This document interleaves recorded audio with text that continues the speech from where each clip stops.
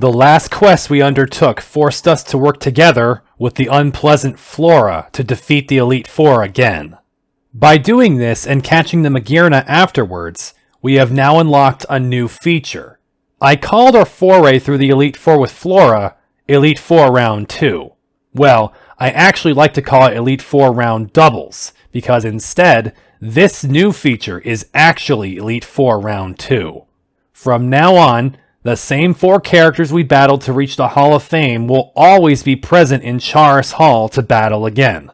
As well, something awaits us in the final chamber. This was an episode I didn't plan to make, since like I said last time, I had to split the quests of this level tier into 2.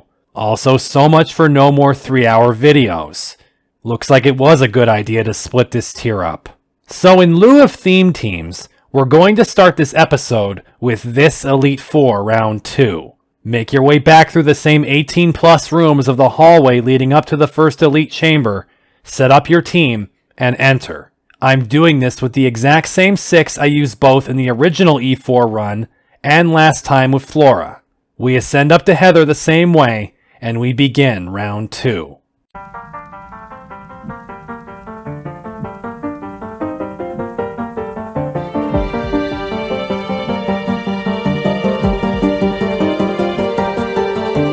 This fight begins almost shot for shot like it did the first time we battled Heather. Starting against Crobat. Tailwind, Trick Room, Psychic, but Crobat hits Slowbro with Acrobatics instead, which means I get one less turn with Trick Room than before. Gyarados comes out, but so does Vanillux, who easily dries up Gyarados. Here's where things change since either other time we battled Heather here, as her next Pokemon is one she didn't use before, Nihilego. Switching back to Slowbro for Psychic fails to kill it, and the Ultra Beast takes out Slowbro with an unmissable Thunder. Vanillux comes back to finish it off with his unmissable move, making the mountains snowy now. From there, her next 2 Pokemon are both double weak to Ice. First her Ace, Mega Salamence, and then Landorus Therian form. Both fall to Vanillux simply, but with the wrinkles in the script unlike our original battle, Trick Room has faded now, and we still have to deal with Gengar. Thankfully, a Choice Scarf Houndoom with Dark Pulse beats Gengar with a one-shot. I don't know why I made this a running gag. Heather is impressed, even though she had prepared heavily for this rematch, and wishes us luck with the remaining fights. Heal up and press on to the next chamber and encounter Laura. The rain is in place from the start once again, so I put Vanillux up front in order to stop that. We fight Laura now for the first time in singles. Laura's opening Cherrim, though, puts an end to Vanillux immediately with Bloom Doom. Though I hate to lose Vanillux, who is good against Laura, this grew the Flower Garden to Stage 3, which means it's time for Houndoom to come out and scar Laura again. What's really annoying is that not only does Laura pull Cherrim for a fairy-only Florges, Heat Wave also misses it. However, it does not miss the garden, so we are in the Inferno again. What's bad is that Houndoom's now much stronger Heat Wave only does half to Florges, and its Dazzling Gleam almost kills Houndoom. He hits Florges again on the follow-up, with Hail now giving Houndoom too little time to finish this fight on his own. Cherrim comes back into this hell, is simply disintegrated, and next is Lilligant. Houndoom cannot take one more hit of Hail, so I decide to pull him for Camerupt. Of course, Lilligant is faster, and puts him directly to sleep. I sit here screaming at Camerupt to get his ass up, but he's off in Dreamland. Lilligant wails on him with hidden powers, but what's amazing is that Camerupt won by doing absolutely nothing. The Burning Field, which hurts Lilligant more, along with the Hail, eventually took it out anyway, just in time for the Hail to run out. But I feel absolutely robbed when Houndoom returns to Laura's Whimsicott, only to miss Heat Wave again. It's okay though, kind of. Whimsicott missed Hurricane. Once again though, it didn't miss the field, which puts out the flames. Wait, where's the garden? I thought that Flower Garden was always the sub-lair. Not sure what happened, but I'm not complaining. Whimsicott goes for a Prankster Nature Power, but on this bare field, it fails against Houndoom, who this time misses Heat Wave again! 10% miss chance, and it happened 3 times! What's great is that Whimsicott apparently did not want to try anything else, failing Nature Power again, and this time, Houndoom lands Heat Wave. Thank you! Now we fight Comfey again, but with no advantages using Fire here, I switch to Mawile. She's not Mega, but all Comfey did was set up Tailwind. An Iron Head from Mawile still kills the Fairy. The last Pokemon from Laura is Venusaur, and somehow, this Elite Four member does not Mega Evolve it. Houndoom returns and fortunately lands this Heat Wave to one-shot it. Boy, that was an ugly battle, but I still won it in one try.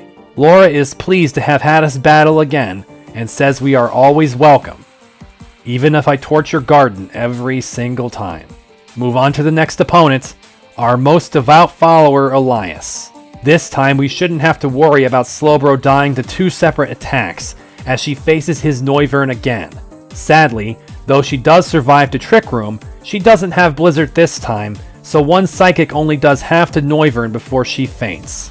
Drampa comes out to put down the Noivern, leading into Dragonite. Once again, Multiscale comes to ruin the day, but can Vanillix ruin Dragonite's day? Yes, he can, of course.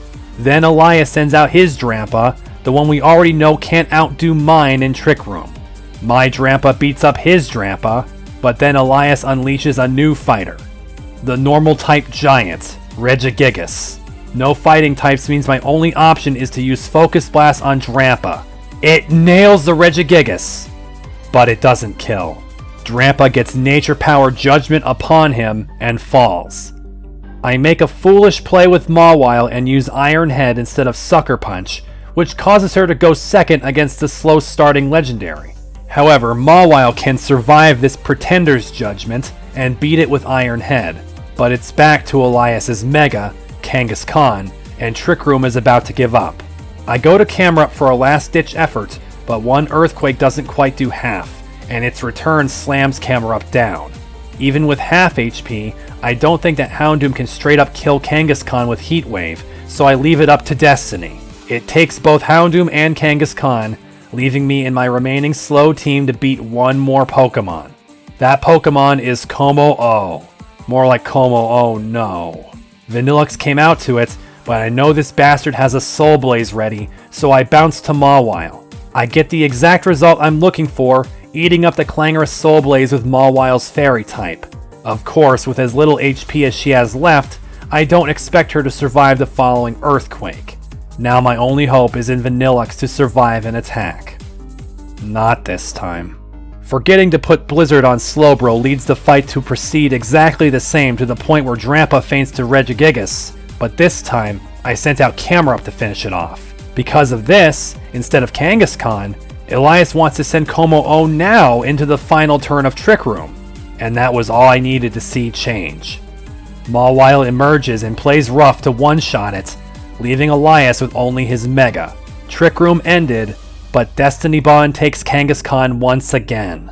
I was peeved I forgot the Blizzard on Slowbro and was sitting there wondering how this was going to go any differently, but then it did.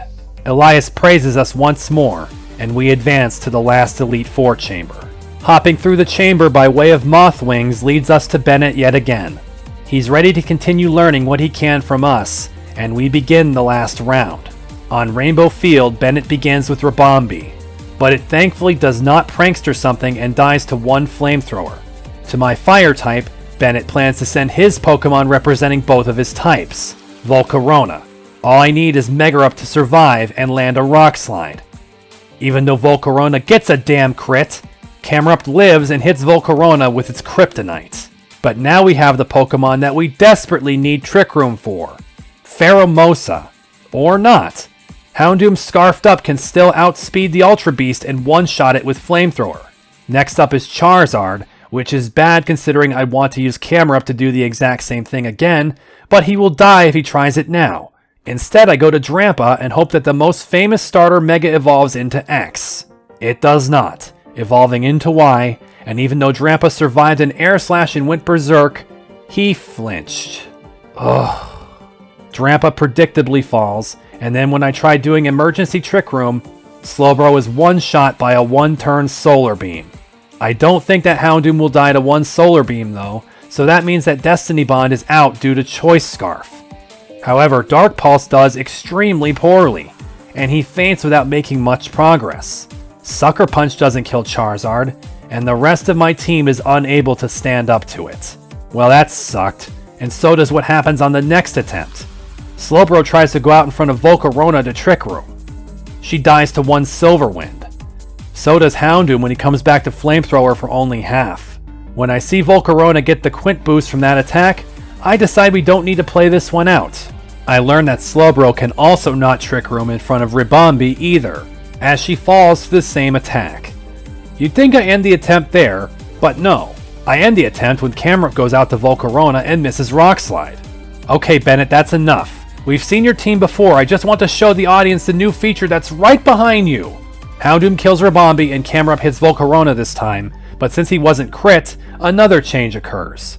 Now Bennett wants to send Genesect, while Houndoom comes back and reduces that to Cinders, and now Charizard appears again. Last time, Drampa flinched to it, but he may have had the power to kill. Can Drampa not flinch, please? Yes, and Dragon Pulse returns fire to wipe out the Charizard. Way better. And now Bennett sends his Ultra Beast, which Houndoom quickly burns up again. Bennett has one more fire starter to use, Delphox, and Mawile goes out to it. However, a Sucker Punch does not kill, and Mawile faints to a Mystical Fire. Worse, all of Mawile's damage is reversed by a wish from earlier. Oh great. I don't know if Houndoom just kills it with Dark Pulse since it is weakened, so I go to Slowbro instead. But yet again, Bennett had a super effective move for her, Hidden Power. She lived it! Trick Room finally gets up, I hit Delphox with a piddly Focus Blast, then Camerupt charges in really slowly and wins with Earthquake. That was annoying, mostly because Bennett basically gave me nowhere to set up the Trick Room in that fight. It's the one drawback Slowbro has, being that she has so many weaknesses, and really makes me want to have a backup Trick Room user. Bennett thanks us and wishes us luck, opening the way on. Heal up your team now, and get ready for something very different. Throughout this ascent back through the league, the 4 trainers all spoke to you as champion, obviously. But what is it that champions must do? Defend their title. When you enter into the champion room where the Pulse Abra no longer is, and take your place in the champion box to the north, you'll then be put into an interface for a title defense fight, much like Pokemon Sun and Moon. This is a very free-form mechanic, but it will test your team composition thoroughly. The first thing that happens is you will be told that an unknown challenger is approaching. You do not get to know who you'll be fighting until all choices are made, including your team order. However, you get to call the shots on the battle conditions. First, you can choose any field effect, including none at all. I have no idea what I'd like most, but with the way Houndoom mauls Pokemon with fire, along with Camerupt, I go with Burning Field. Then it will ask you to choose singles or doubles. Singles. With this, the choices are made, and the challenger will appear. The first opponent is... Shelly. Holy fucking shit. What? Did you hear something? Never mind. It's time to defend your title as champion.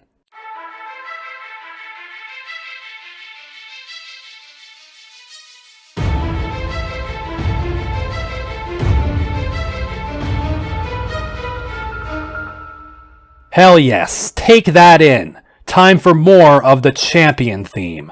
Burning Field against Shelly could be incredible, especially with Houndoom up front. Shelly's first Pokemon, despite having a name that should like this place, will not stand up to Houndoom. Charlotte the Vikavolt. It faints to one Flamethrower.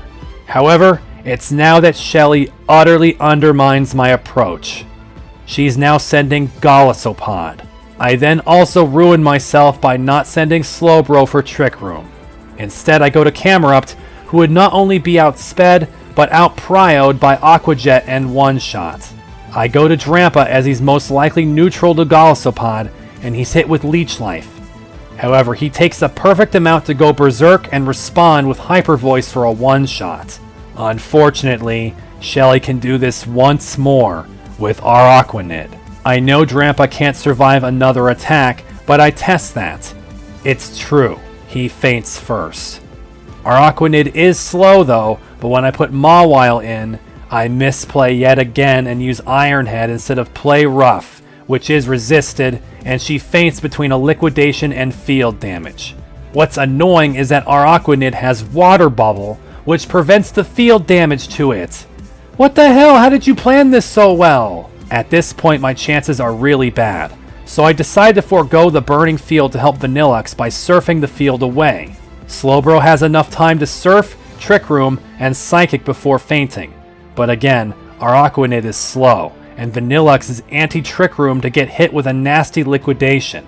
Worse, he doesn't kill with Freeze Dry, but the spider freezes and stays frozen, so Vanilluxe beats it.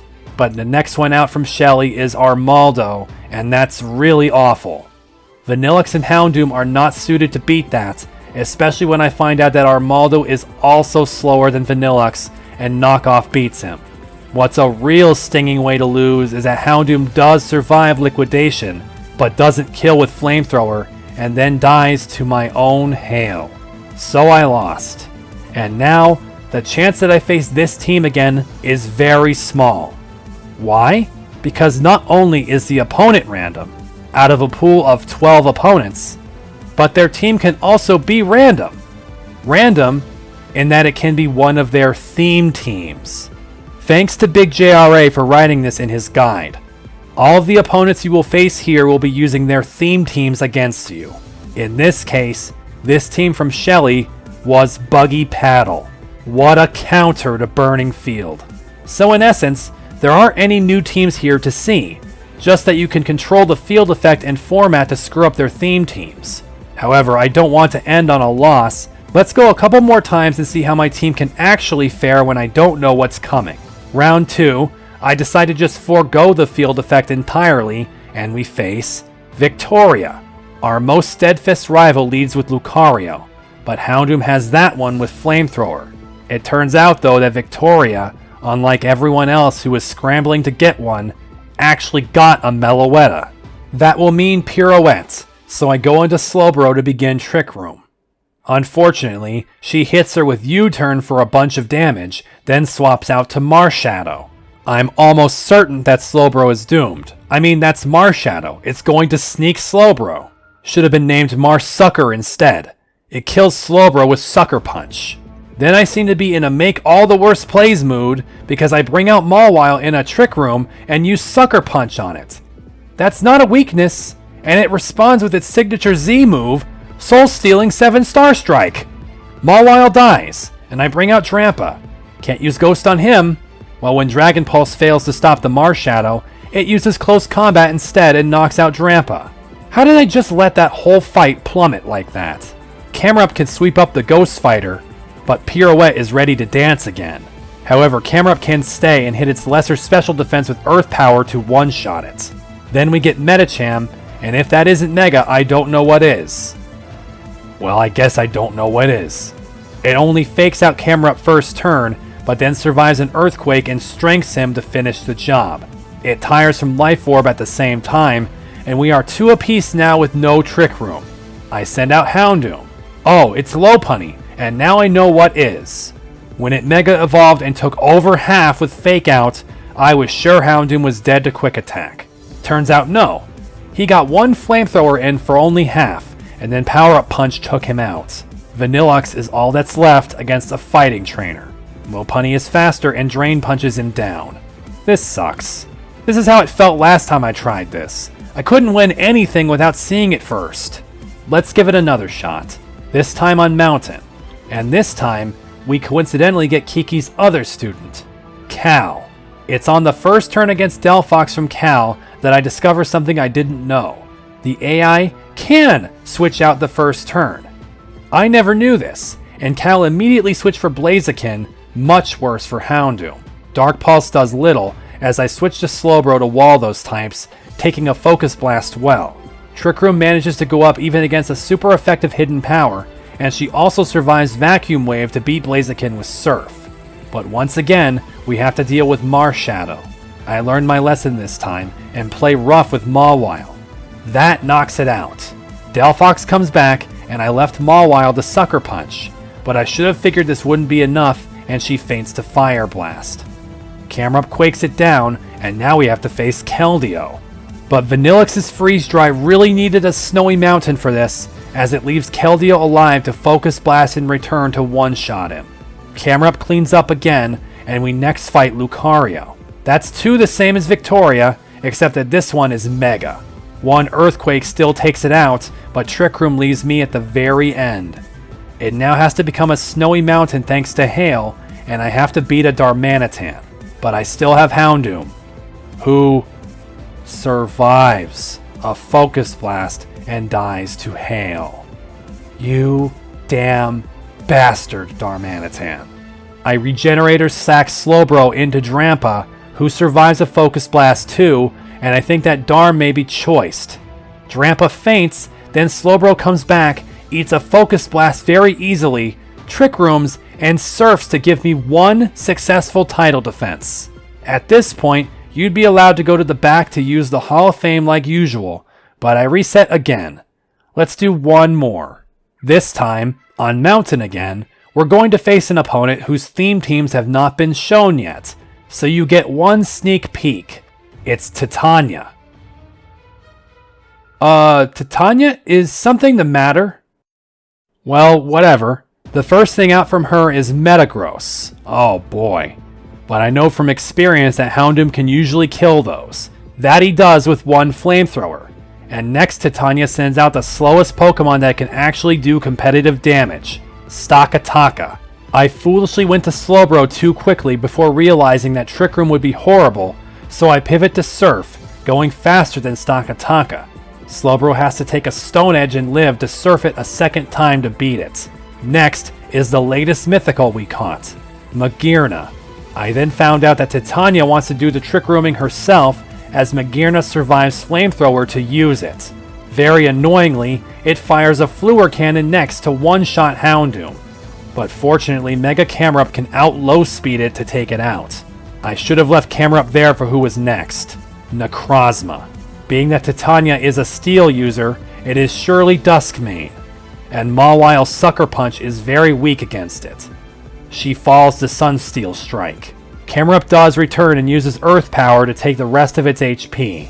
Just as her Trick Room runs out, she wants to send Ferrothorn next. I decide to do a Regenerator switch with Slowbro into Drampa, who should be able to take a move from Ferrothorn. Yes, he can, especially when Power Whip misses. He then goes first under normal conditions to one-shot it with Flamethrower. Last is 1 more very slow Pokemon, Bronzong, who Drampa stays for. The Bell survives 1 Flamethrower, but his Zen Headbutt only enrages Drampa, and the fight is won. At least I have a 50% win rate up here this time, just from this small sample. Since these teams are just theme teams, I don't plan to show more of this feature. It's a fun thing to come try, especially if you're someone who likes to see if you could win the entire Elite Four in title defense without saving. Now it's time to resume our quests on the level 120 tier. And we're going to start this episode by heading back to Chrysolia Forest to back up Arclight in the Lost Rail Cave. When you return to that horribly confusing maze, you'll find out what Arclight meant by using the rocks as a guide. You'll need to go through the cave to that innermost point where Captain Florence's log city had reached, before going into a portal to another world. To refresh you on how to do that, look at the rocks on the ground and see which wall 2 rocks gravitate to the most.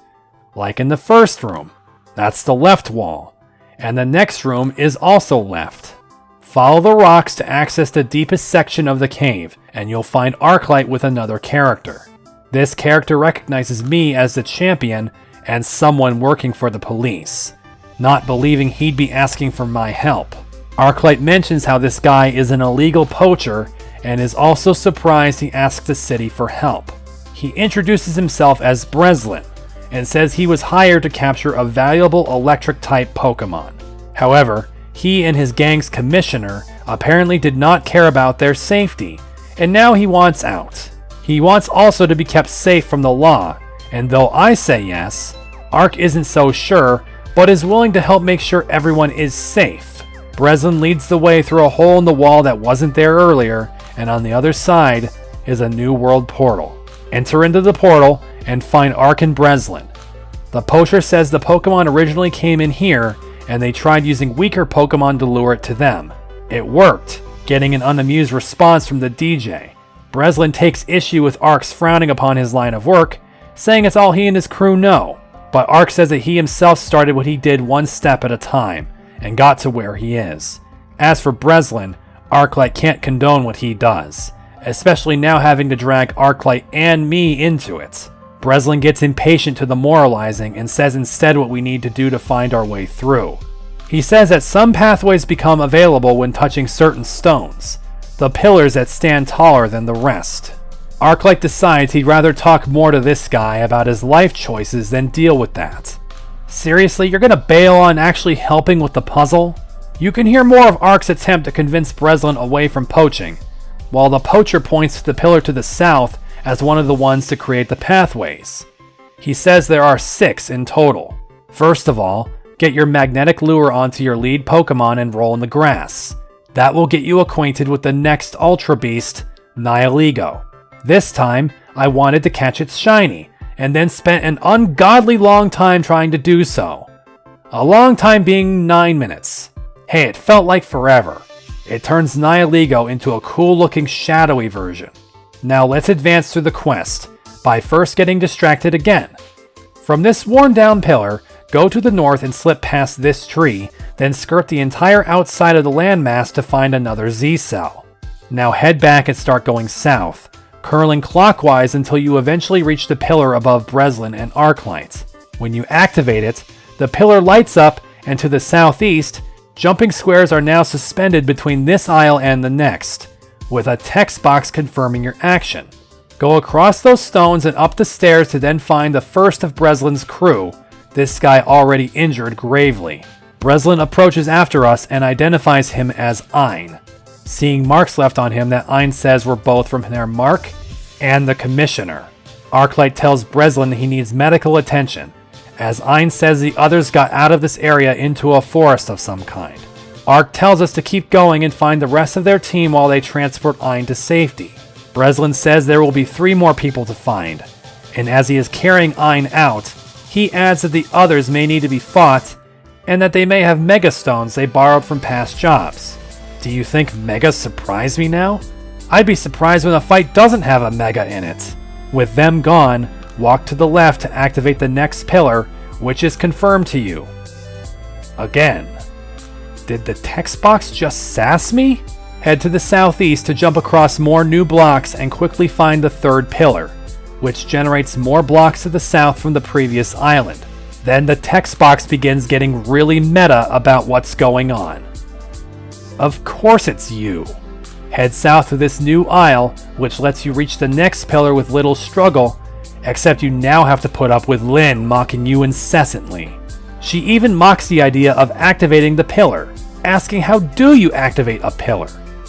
I don't know, Lynn. You made them. Why don't you tell me? Go south now, zigzagging down staircases until you can walk west a while and find the 5th pillar. The path this one makes is awfully far away, and I got really tripped up trying to find it afterwards. Of course, it doesn't help trying to remember what you just watched when Lynn decides to start in on some more bullshit. She says how I don't have any real authority to stop these poachers, and asks why they're different than regular trainers catching Pokemon, and why I'm good and they're bad. She then says how we're deluding ourselves to believe whatever we want about caught Pokemon in order to keep forcing them into submission for our utility. This is fucking rich, coming from the girl who killed people herself and is now subjugating the god of all Pokemon, while also generating thousands of new Pokemon who will have no life but to attack each other in these barren wastelands. You call this new world a better world? From here, the way to the next pillar is quite a walk. What you want to do is find this pillar again to the north, and just west from it is the next path. I don't know why that took me a lot of effort, but in any case, go west and snake down to the southeast side of the island. There, you'll find the last pillar, which will form a path to the northeast. It will also get Lynn to start trying to moralize to me about PC boxes. She accuses me of having all the Pokemon I have as enslaved data, and not just me, but all trainers, who left their Pokemon to rot on PC boxes. At this point, she predicts we're just going to go on after she's done talking. Instead, she decides to get forceful. The light spears appear again, and she tells me now that she knows there are Pokemon I don't intend to use again, and to release them. Then the PC opens. How about no? But she doesn't leave me alone. She continues to grandstand on some kind of high ground she thinks she has, warning me to give Pokemon their freedom instead of continuing my dedication to willful entrapment and slavery. Release Arceus, Lynn, then we'll talk. But she threatens how she doesn't have to let me go until I do. I'm not listening to you, Lynn. She gets not doing what you're told, but argues that she holds all the power here. Is that why you had to program another line of dialogue after I denied you again? How many more do you have? But if you continue canceling out of the PC box, she begins to repeat herself, and the idea that this is an infinite, inescapable loop begins to dawn on you. Until she stops repeating herself, and the PC box keeps reappearing.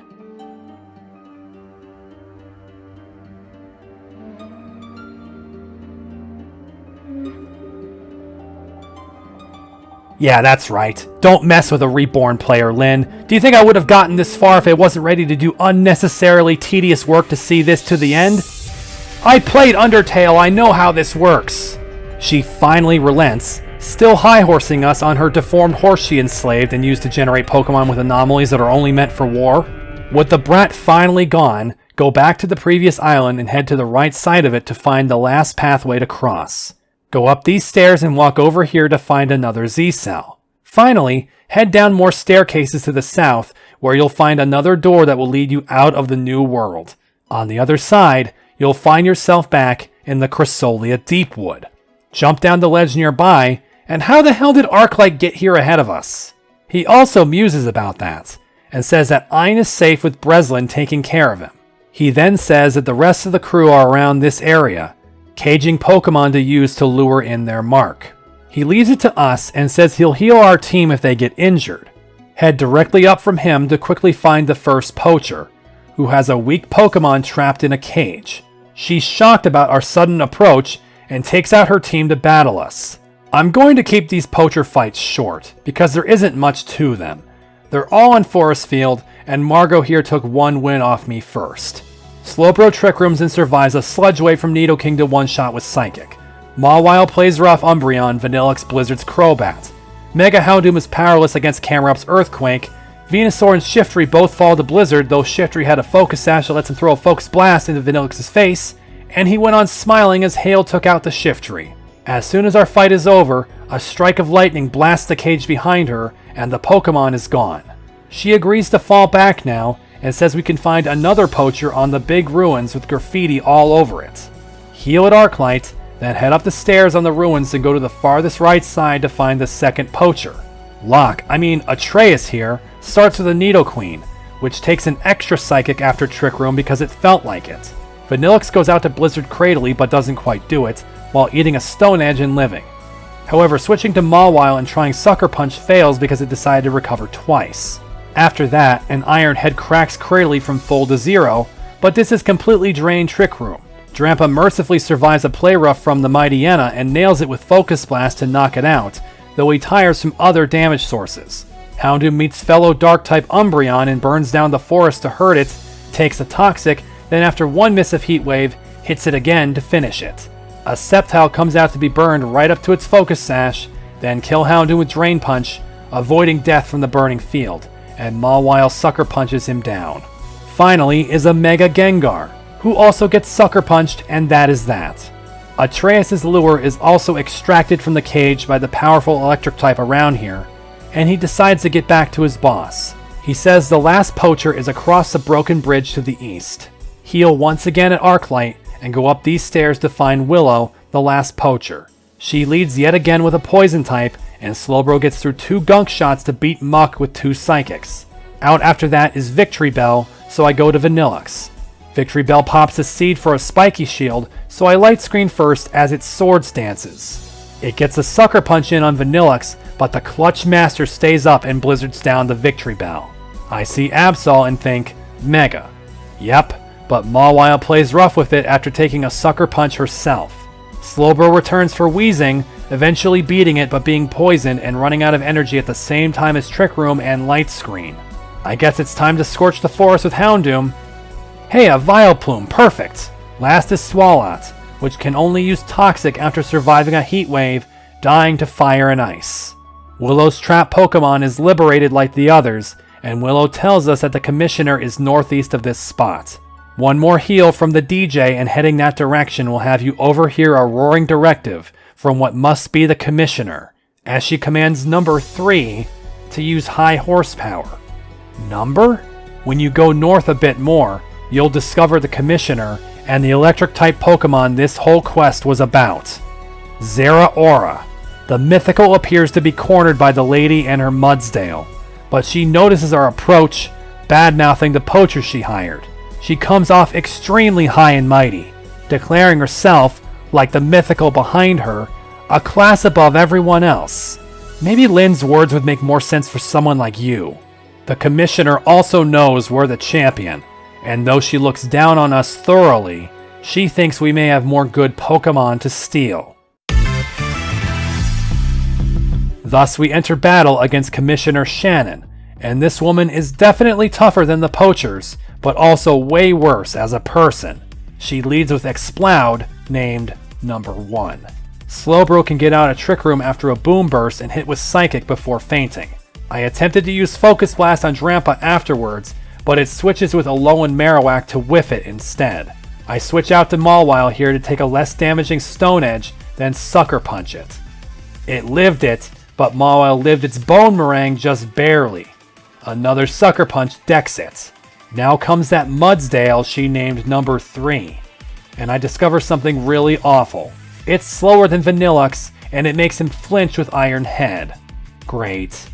I switch to Camerupt to avoid losing him, who takes less damage from Iron Head, but Trick Room gave up just then. As such, a low kick from Mudsdale beats Camerupt, and I go back to Vanillux, who is now faster. And the horse survives Blizzard to low kick Vanillux down too. Sucker Punch finally gets the Mudsdale out of the way, but another fat Pokemon enters the forest. Hippowdon. I'm not liking all these ground types with no more Vanillux. Drampa is yawned at after taking over half from it from a hyper voice, so he leaves to avoid sleeping and Mawile faints to Stomping Tantrum. Drampa comes back to finish what he started, taking a tantrum of his own and becomes pissed off from it. But against Darmanitan, he just can't swing it. Houndoom is all I have left, but it got locked into Fire Punch and can do nothing to Houndoom. 2 Dark Pulses takes it out. But Dark Pulse has to be the move against her last Pokemon. Against her Mega Sceptile, it probably is the best move I could use here, but regrettably, even a crit pulse doesn't beat it, nor flinch it, and it lands a Focus Blast. Was just a step behind all the time there.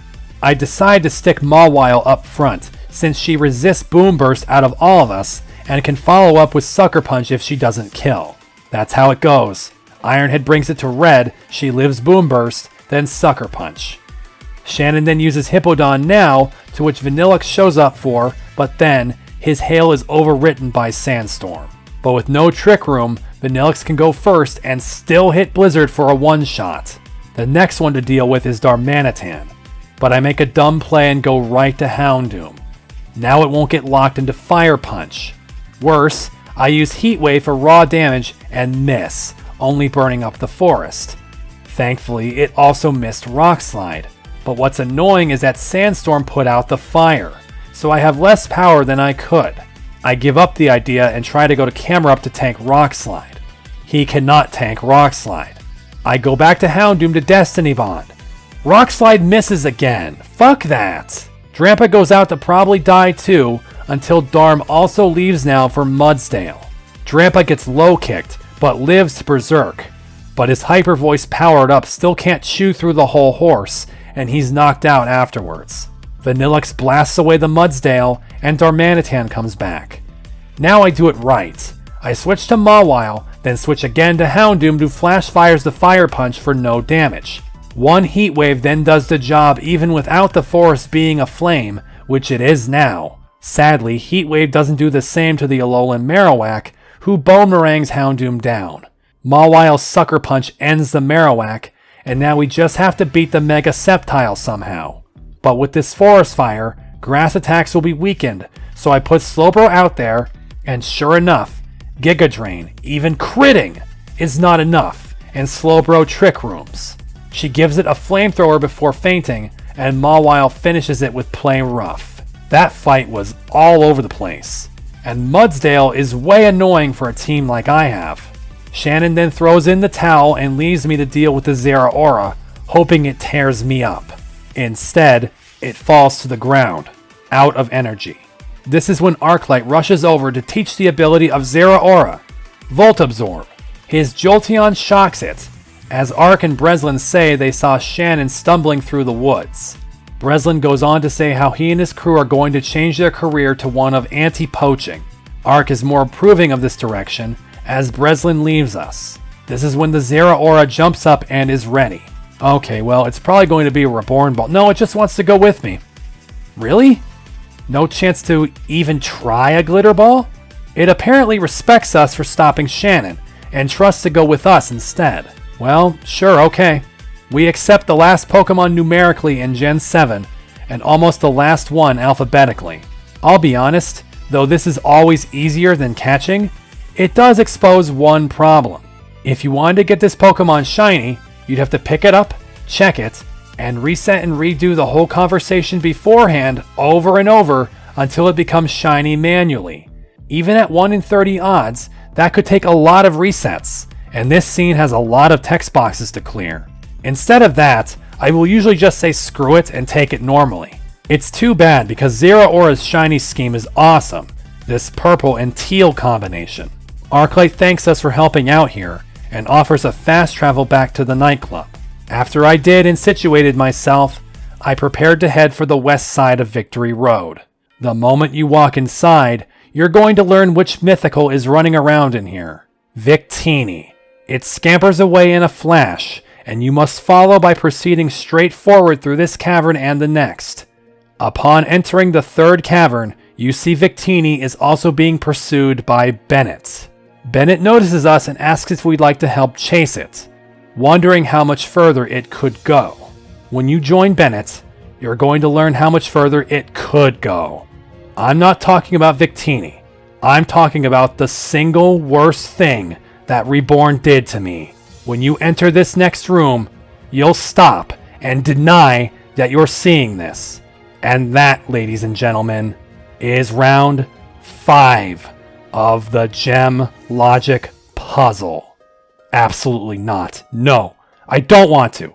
Why do I have to complete another one of these to beat this game? Well, actually, before I say anything else, you don't have to. I didn't know this when I first laid eyes on this hideous puzzle I now believed I was required to do, but Bennett is here in this room and says how much of a mess this will be, especially when you see the clues. Absolute suffering, distilled into its purest form. But if you didn't have the silver shard sitting there, then you could keep checking your solution with Bennett and failing, and after enough failures, he figures it out for you, and you are free to continue. You don't even lose relationship points, you just miss out on one with Bennett. But I didn't know that. After everything I had done, now I had to solve this monstrosity of a puzzle. So, what's the big deal for me right now? There's the silver shard right there. Bennett will let me skip it anyway. Because I sat here and solved this disaster again. I am dead serious. Ever since Victory Road, and skipping all the other logic puzzles besides the first one, this one has been drilling a hole in my head.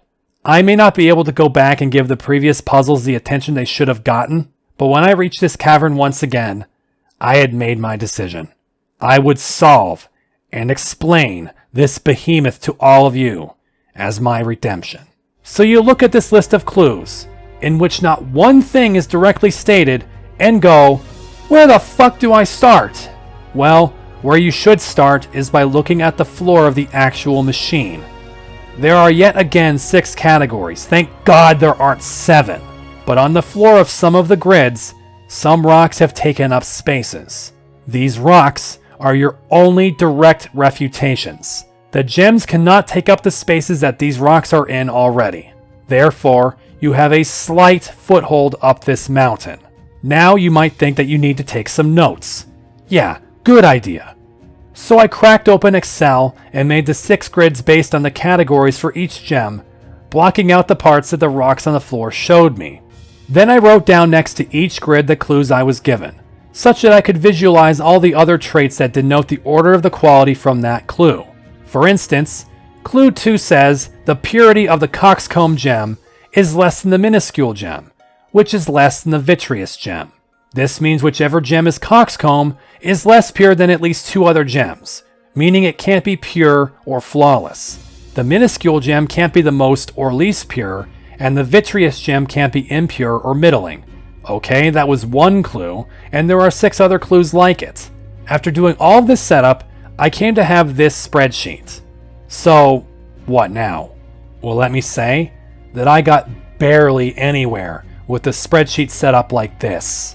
If you limit yourself to just looking at the gemstones for each quality, you're never going to finish this. No, you have to take this to another level. These clues are not telling you anything about the colors of any gems. They're telling you the relationships between the qualities to each other. So instead, you need to set up your notes like this.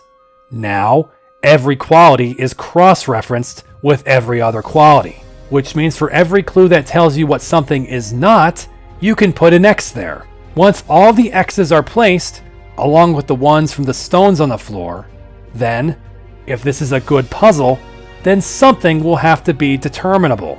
And that something is any 4x4 grid that contains a row or column that has 3 X's in it. If a row or column has 3 X's, then that means for that cross-reference of qualities, there is only one possible combination. Plotting all of the clues like this tells you that the perfect gem is hardness 7, the cubic gem is vitreous, and the hexagonal gem is pearly. Once this is known, then X's can be plotted on the rest of the row or column of that 4x4 grid, because those 2 qualities cannot be shared by any other members of the same quality. This can immediately expose more solutions, such as tabular gem being silky, which leaves the coxcomb gem being only allowed to be adamantine. It is because of these known combinations of qualities that the puzzle becomes solvable. Now that you know what qualities go together, you can now extrapolate that out to know which other qualities do or don't go together. But before I go any further with my explanation, I already need to warn you. Be very mindful of the clues, and go back over them each time you add to the puzzle until the qualities they refer to are accounted for. I say this because I was keeping track of my progress solving this through several spreadsheets so that I could go back to a previous point if I did find a mistake. I painstakingly made progress until I got to a point that was upsetting me. There were no more points on the grid that were logically deducible. I had reached a point where I thought I had to guess. If you ever find you think you need to guess during this puzzle, you're already lost. It turns out, I had made the mistake all the way back at the beginning of the entire puzzle, shortly after I plotted the given clues. Don't think that guessing means you will be stopped by a conflict. I actually had to make 3 separate guesses, but nothing I plotted conflicted with anything on the grid. Then I went to enter that solution and was told it was wrong. Where did I go wrong? When I read the clues again, I realized it on clue 7. The foliation of the hexagonal gem is less than the large gem, which is less than the gem with hardness 7. And there it is. Hardness 7. We already found out what the 7 gem foliation is. Perfect, which is the second highest. Since it is supposed to be higher than the large and hexagonal gem, that means those 2 quality combinations must be large and difficult, and hexagonal and indistinct. This led to finding that the hexagonal gem is both indistinct and pearly. Therefore, The pearly gem is also indistinct, which allows me to cross off 4 more boxes. Now though, there are no more gimmies. How do we proceed from here? Like I said earlier, you now need to find cross-references for which qualities cannot go together. For instance, looking at this sheet, you know that the pearly indistinct gem cannot be middling or pure. That means the pearly gem cannot be these things, nor the indistinct gem, which X's out 2 more boxes. But we also know that the same gem is also hexagonal, so the hexagonal gem cannot be those qualities either. At the same time, keep looking back at the clues, such as clue 5. The luster of these gems go from least to most in relation to each other. Tabular, cubic, indistinct. That clue has already been fully utilized, so we can cross it off the list. However, clue 8 gives us something new. The habit of these gems goes from least to most in relation to each other. Flawless, pearly, silky. We already know pearly and silky's habits, and there is only one habit that is lower than the 2 of those. Cubic. So flawless and cubic go together. Now, this goes on for a long time. Don't be misled. This is going to take you literal hours. In fact, because of my mistake, this entire puzzle took me 5 hours. But this approach will never dead end you if you're doing it right.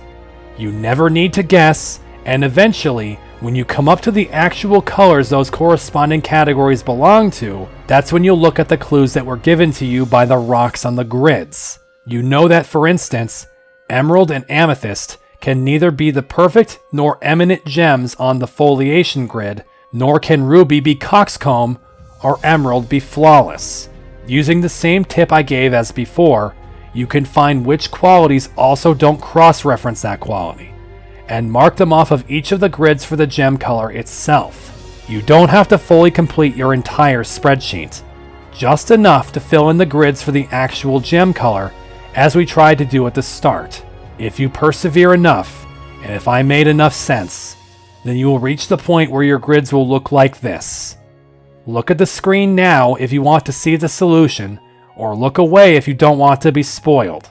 Then you will ask Bennett to see if it's correct, and he will confirm it is, and you will feel euphoria in your whole body.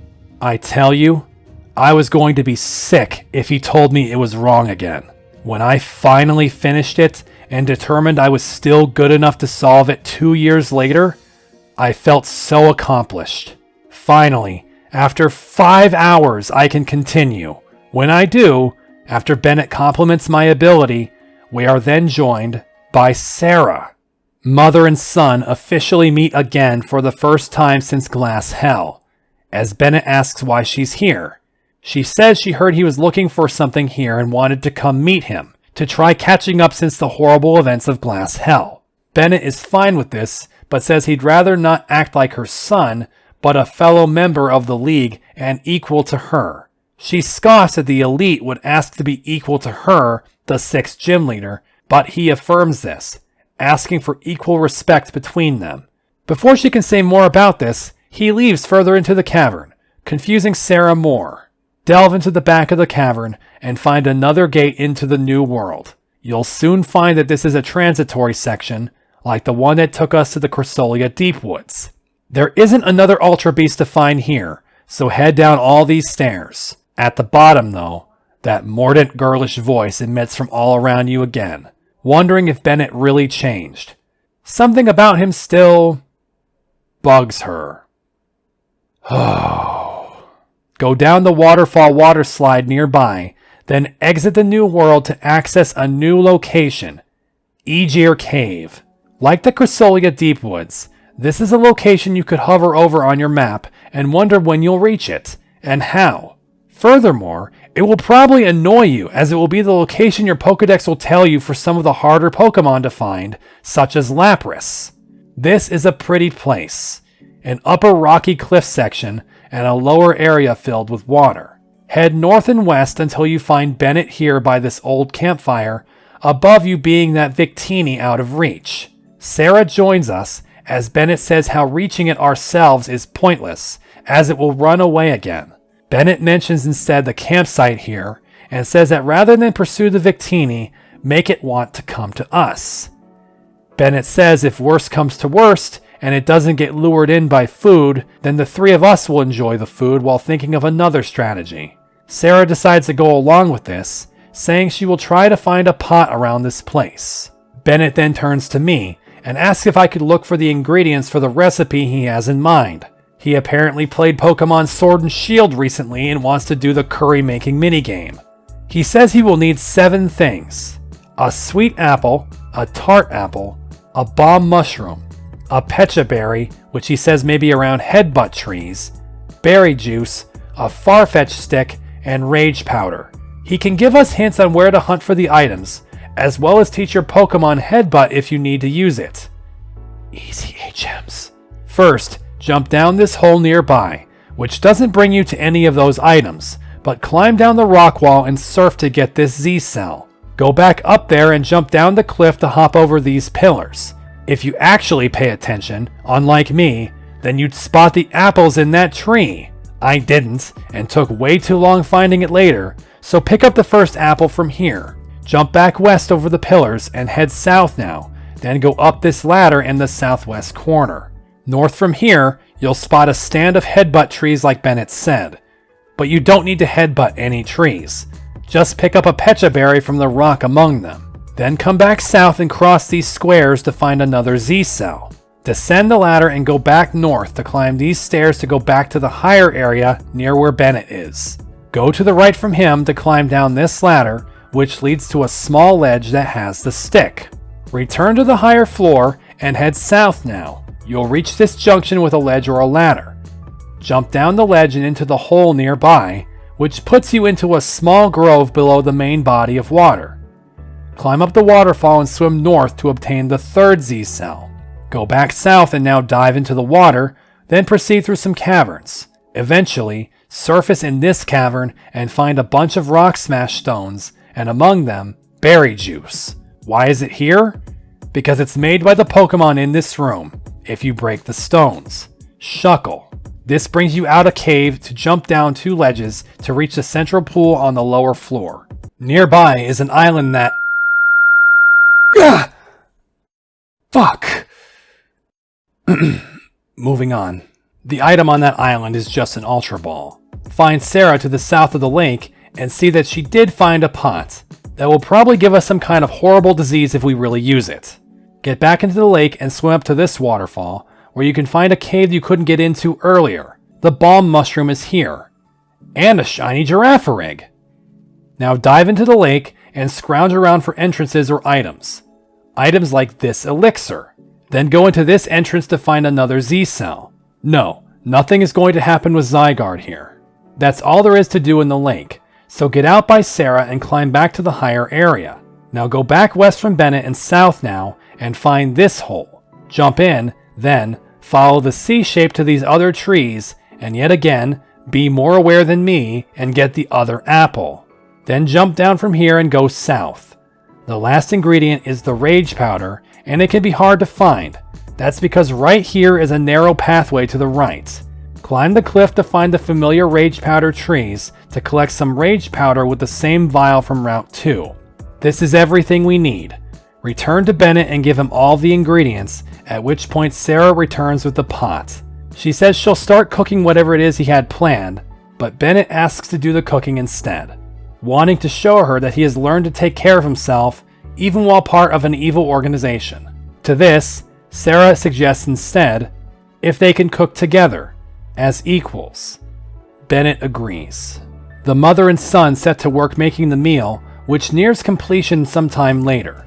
Sarah compliments the flavor and presentation, to which Bennett is thankful. That's when the creature we have our eyes on inches to the edge of the overlook to see what the nice smell is. Bennett invites it down to have a bite, and Victini shyly approaches and accepts. Later, after happily stuffing its face, it becomes energetic. Sarah believes that our family dinner will devolve into violence, but Bennett is not as worried, telling me the floor is mine. With that, I engage the victory Pokemon, and I find out Against a Flashfire Houndoom, Victini can do literally nothing to him. Better, one Dark Pulse can put it directly on a sliver. As such, even though it takes more than one attempt, I eventually capture it with a Glitter Ball, which gives Victini this blue and white design. Bennett thanks Sarah for helping him, as she believes she didn't really do anything. Bennett tells her that being as equals means treating herself with equal respect too. She's taken aback to hear this from her son, but accepts it from her fellow League member. We can now walk back to the nightclub with them, which I will gladly do again. I don't want to even look at the gem logic puzzle for one more second. Now, we are 2 quests away from finishing this tier, but both of these remaining quests are among the most memorable, and I consider both of these big ones. The one we're going to tackle first will start in the Grandview station. Adrian is waiting here with the police chief and says that we're just in time. The chief then summarizes what it is I'm wanted for. It turns out Hardy and Aya had unearthed 2 artifacts. Artifacts that are well known, the red and blue orbs. The objects associated with the Hoenn legendaries, Groudon and Kyogre. But rather than try to keep these colossally powerful and dangerous items in a region where people have been trying to end the world, the chief wants them shipped out to foreign experts for safekeeping. Adrian then pipes up that the reason they wanted us here is that they believe this shipment has been compromised. They believe someone is already trying to steal them, but no one would dare try something with a champion on board. The plan to avoid the compromised train was to sneak it aboard a different passenger train with us to guard it. The chief will join us to keep an eye on the passengers, and they press us to leave immediately. Doing so, we cut forward to the chief bringing us to the back car of the train, holding the red and blue orbs. He says the only way in is through this door, and I'll be standing in it. He then tells us to go forward into the other cars and meet who else is on board before we have to stand here doing absolutely nothing, trust me. Going forward through the train will inform you of 6 named characters on the train. The first ones being Archer and Julia. Archer greets us cordially, saying he's going out of Reborn on business, saying he'll scratch our magma back if I scratch his aqua one and stay mum. That's when he mentions he met Julia, who was stood up by someone else. The electric gym leader goes on to say how she was invited abroad by another man and left standing alone at the station. She's disappointed because the other guy was a sweet talker, but now she's met Archer. The next car over has a bunch of other policemen on it, but also Eustace. Apparently, he does not or chooses not to recognize me from bringing back his Vanillite, instead snapping his fingers at me to fetch him juice, but only the correct kind of juice. Surely the next car will be better. It has Sandy in it. I would take Sandy over Eustace any day. She says that despite her newfound fear of Miltank, she couldn't stand the boredom of a desk job and wanted to get away from it all, jumping on this train. But besides Sandy, another named character is in this car. Across the aisle is John. That's right, Sigmund's former orderly and Meteor's former employee, specifically the partner to Solaris during the Fiore Gauntlets. He starts by saying he harbors no resentment towards us, then backpedals after mentioning how my actions resulted in his employer's deaths. No, the person you mean is Lynn. She literally killed both of them herself. Still, he intends to deal with it professionally and bids us good day. Strongly. We move on to the next car and... Why would I knowingly talk to her? Of course, the absolute worst woman in Reborn is here too. Crodberry. Let's just say, I'm going to paraphrase as little of her speech as possible. After this, the only car remaining is the engine car, which we cannot enter. So return to the chief and tell him you're ready to stand here. He gives us his vote of confidence that no one will lay a hand on the orbs. We take our place, and things are going well. For about 10 seconds.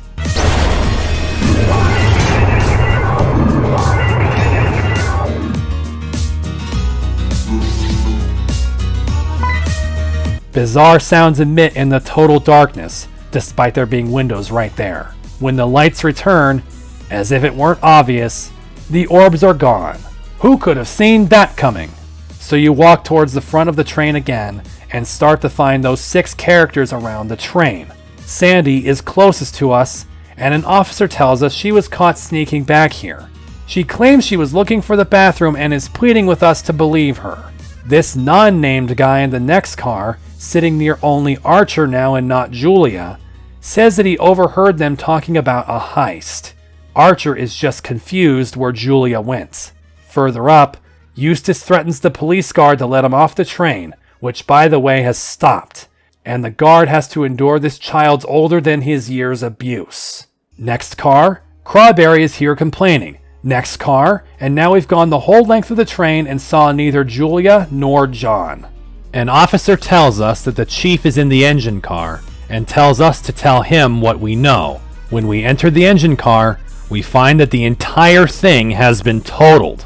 The chief is baffled by this destruction, then sees us and begs us to tell him the orbs are safe. No. He intends to order an investigation and keep everyone on the train until they find out who did it. They can't have left the train yet. He tells us to go question each person in the train in order to find out the likely culprit for who stole the orbs. First, talk to the conductor, who tells us we are just outside the area of Tourmaline Desert you could walk in safely. There's nothing for miles now, and no way someone leaves the train and lives. He had restored the power after it was cut, but the engine is done for. A rescue train is on the way. He then talks about the incident, and all he can say is that the lights went out and a strange sound emitted around him. It sounded like a Pokemon's attack, but not one he's ever heard. Of course not. After that, he hit the brakes on the train just before the engine exploded. Now, you walk back through the train again and talk to everyone once more, now getting an interface of 3 questions: motives, alibi, and others. And Crawberry is up first. Crawberry lashes out at me for asking her for her possible motives, instead pointing at Sandy for destroying her office. Surprised you found out it was her. Crawberry claims Sandy would steal the blue orb for more environmental terrorism, in her words. Alibi. Not a single worthwhile sentence to repeat here. After that, the last question of others has her scream at us that the only other person who showed up near her was Julia. So Julia came towards the front of the train. The next car over, another generic NPC tells us that, despite how awful and horrible Crawberry is, her old age makes her far too slow to go from here to the back of the train and back again. Questioning Eustace now, yeah, I know, another mistake. He says it's foolish to believe he'd have a motive to steal the orbs. He's on this trip for an education, gotten by some less than ethical means. Until he goes and mentions how powerful and valuable the red and blue orbs are, and how insecurely guarded they were. His alibi, he claims, is to ask the guard he kept threatening about getting off the train. Why did he want to get off the train so bad? Well, surely not because he's afraid of the dark. As for others, he goes on to accuse John, who he said came barreling from the forward train and tripped right over him while heading towards the back. As for the guard nearby, he says no one has entered or exited the train, and confirms Eustace's alibi. He was here screaming his head off the entire time in terror.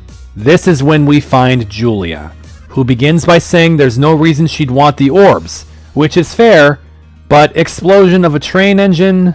She claims that for as on-brand as that is for her, she's not stupid to do it on a train she's on. Julia then proceeds to tell us her alibi, which was she was hiding under a table to scare her date. She says when they stayed down for longer than expected, she left for the snack car. Then when we ask her about others, she goes and admits how she and Archer were talking about robbing the train. She says it was all hypothetical and Archer brought it up. Julia, why are you the most implicated suspect so far? As for Archer, he can't deny that he has a motive for stealing the orbs, which would make Aqua Gang the master of Reborn again. But he asks if we really think he'd go to such dark depths to do that. He claims that he only sat in that seat the whole time, and would have been backed up by Julia if she was still there when the lights came back on. He further says how Julia was the one to disappear after they talked about robbing the train. What's worse for Julia is that this other guy also confirms what Archer said. He was steamed that he stole Julia's attention at the beginning of the trip, and planned to trip the Aqua Gang leader if he came back towards him. He never did. The next car we find Sandy again, who thinks she's been cursed by a... No metagaming. She can't deny either that the usage of the orbs would deal with a climate crisis that is otherwise not being dealt with, but says she would never do such a thing herself, though someone else should if they did.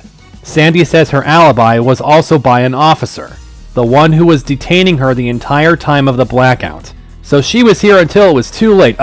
It was over already. But to muddy our current understanding of the other suspects, and that was not a pun I intended at first, but of course I could have erased it, but I didn't, so now I did intend it. Anyway, Sandy says she intercepted Crodberry's communications to find out she was planning to steal and sell the orbs. Yeah, I guess this won't be easy. This guard here tells us she stopped Sandy from running back here, but another person got past him. However, though we heard a man shout, the back door of the storage car did not open. That man is John, who is hiding here until we find him. When we ask him his motives, he shouts why would he want to steal the orbs to return Team Meteor to its former might. Can I get that on recording, please? His alibi is that he was charging towards the back of the car to steal a glance at the orbs, until he crashed into these boxes in the dark and hit his head, opting to stay hidden until now. He claims that the only other person he interacted with was when he stepped on Eustace, whose name appeared on the CC of the message he received about this train ride. Wait, go back. What message? He says that the message gave away this train as holding the orbs, and the message was sent to 5 people besides himself. Okay, now things really don't add up. This is when we reach the back of the train again, where the chief looks at the empty cart. He's baffled how the cart was not damaged, but was still emptied even though he had and still has the only key to it. Of the passengers, he says that Eustace and Crodberry were raising hell, though for a distraction he could not say. He knew that Julia and Archer were whispering conspiracies to each other, but could not glean more from it. As for Sandy and John, they ended up on opposite ends of the train from where they started. He goes over all 6 suspects and all of the reasons they would be suspected in this entire heist, and all seem to be strongly suspected at the same time. Great news for me. After all this, it's time to solve the puzzle, and as soon as we tell the chief we're done investigating, a twist occurs. The red orb was found. The chief is relieved to hear this and tells the officer to assemble everyone to one car. When we reach this fully occupied car, the conductor comes forward with the red orb. He had found it in the engine. When the chief looks at it, it has no wear or dirt on it, believing it must have been placed there after the accident. The blue orb remains missing despite searching everyone, and now the chief wants me to give him my findings, which involves me just going up and talking to the person who is the most suspicious. What, just black and white like that? Any one of these people could have been the culprits. Like Sandy, she showed a clear motive for using the orbs and was heading towards the back of the train, but she pleads that I'm making a mistake, and claims she'll change my mind yet. Oh, so violence is always the answer. Another point to Saphira. After somehow avoiding it until now, we battle Sandy, who leads with Pelipper. I have Slowbro up front, though Sandy's team could be fairly slow being ground-based. There is no field effect in this battle. Still, I Trick Room after living a hurricane started in a train, then go straight to Vanillux to maintain Slowbro. However, he takes a hurricane now, and is confused. Needs you to be the clutch master. He was, but against Mudsdale instead, who switched with Pelipper. Freeze Dry's lesser power left it alive, and now I know it will go before Vanillux. But it won't be faster than Drampa, who I switch to and live a heavy slam. The last of the horse's HP is taken by Dragon Pulse. Torterra is coming out, and Vanillux meets it to blizzard it easily. Then Pelipper returns. Here's that Freeze Dry you missed. Crap, I have a choice specs on Vanillux. Then what's incredibly awful is that Hail was not up now. and Vanillix's blizzard missed. He feints to Hurricane. Then this fat bird survives Camerup's rock slide to Hydro Pump for a one-shot, and Trick Room stopped. With Slowbro still alive though, I absolutely have to start another one, so I do, avoiding death and confusion from Hurricane and finish it off. But Sandy is sending out Ludicolo next. This is why I used Freeze Dry. Mawile will have to stop it with Play Rough then. And stop it she does.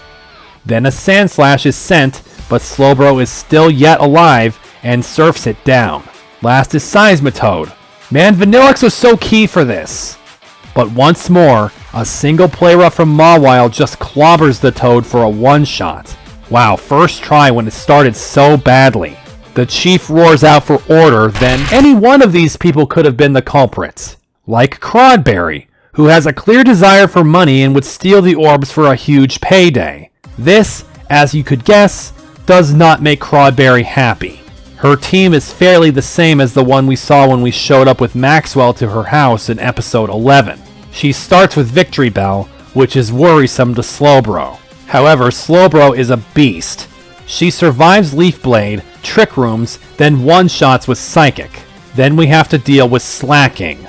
Oh boy, no fighting types, so let's try Mawile again.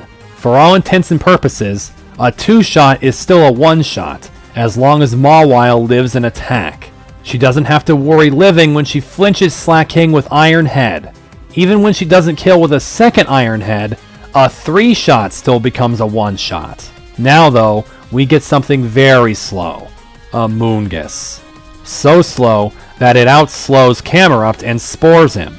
Then Camerupt spends all of the possible turns sleeping, but right as he's about to faint from Giga Drains, Trick Room ends, he goes first, and wakes up to Lava Plume crit the Mushroom. Crod will now send a Quillfish, and Slowbro is still here, but with just over half HP. Can this Pufferfish kill Slowbro somehow? It might with a Throat Chop! No it won't! Nice! Trick Room into Psychic is another one-shot. Now we get Crabominable, and the Boxing Crab can survive one Psychic to beat Slowbro. With a fresh Trick Room, Camerupt can Lava Plume down the Crab, but his Life Orb steals the last of his life. Mawile goes out next blind, and is presented with Crodberry's last Pokemon, Shiinotic. Iron Head, bye. This leaves us to further ear harm from the exploding hag. Any one of these people could have been the culprits. Like Eustace. He knows the value of the orbs and is completely bereft of the concept of right and wrong. He guffaws at our accusation and proceeds to use his Pokemon's violent capabilities to prove how smart he is. One of my most hated trainers has come back to haunt me again, starting with Manectric. Oh, that's really bad for Slowbro.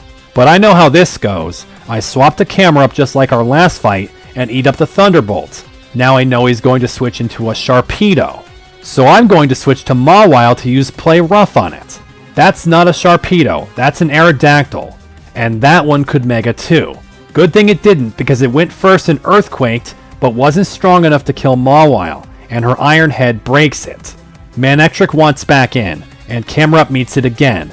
He takes a hidden power for less than half and instantly beats it with Earthquake. But yet again we are faced with a Pokemon Slowbro cannot Trick Room in front of. Sceptile. Will this one Mega? And ruin Houndoom's Flamethrower power? No. Sceptile is outsped and dies to it. Now here's Sharpedo. Will this one Mega to kill Vanillix before it's freeze-dried? No! The Clutch Master lives Waterfall and one-shots it. Scissor. Mega? No! Flamethrower. Dead. Finally, Alakazam. This one Megas.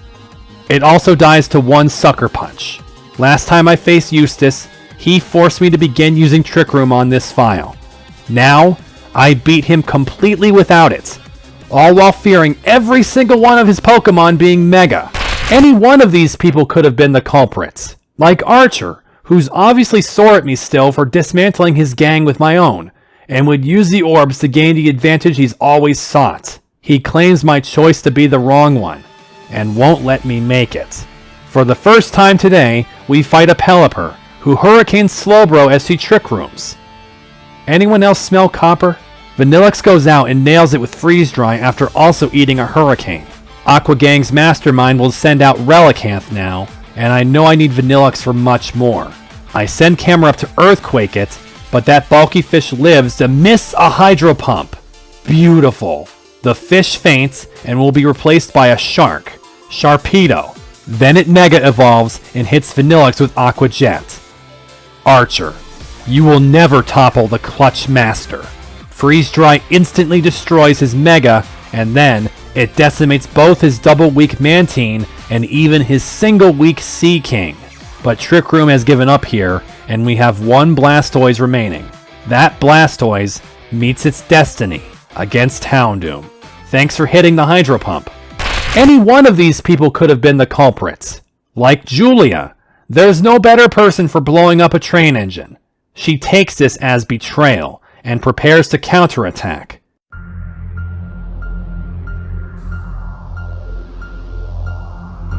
Julia was right. She really is getting in the screen time she lost out on in the main game.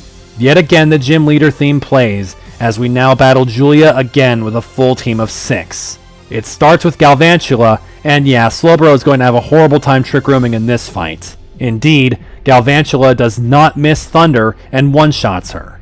Houndoom can outspeed in one-shot with Flamethrower, but now she wants to use Rotom. It's a washing machine again, isn't it? Yep. Does Vanillux survive and beat it? Even through paralysis. The Pokemon I still owe a Coke to, Magnezone, is out next. Well, it'll have to settle for Flamethrower, which kills it easily. Next is a very likely Mega subject, Ampharos.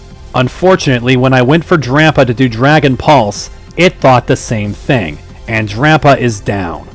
What's awful is that it also outspeeds and one-shots Mawile with Thunder, and then outspeeds and one-shots Camerupt with Dragon Pulse. Okay, now that's a serious issue.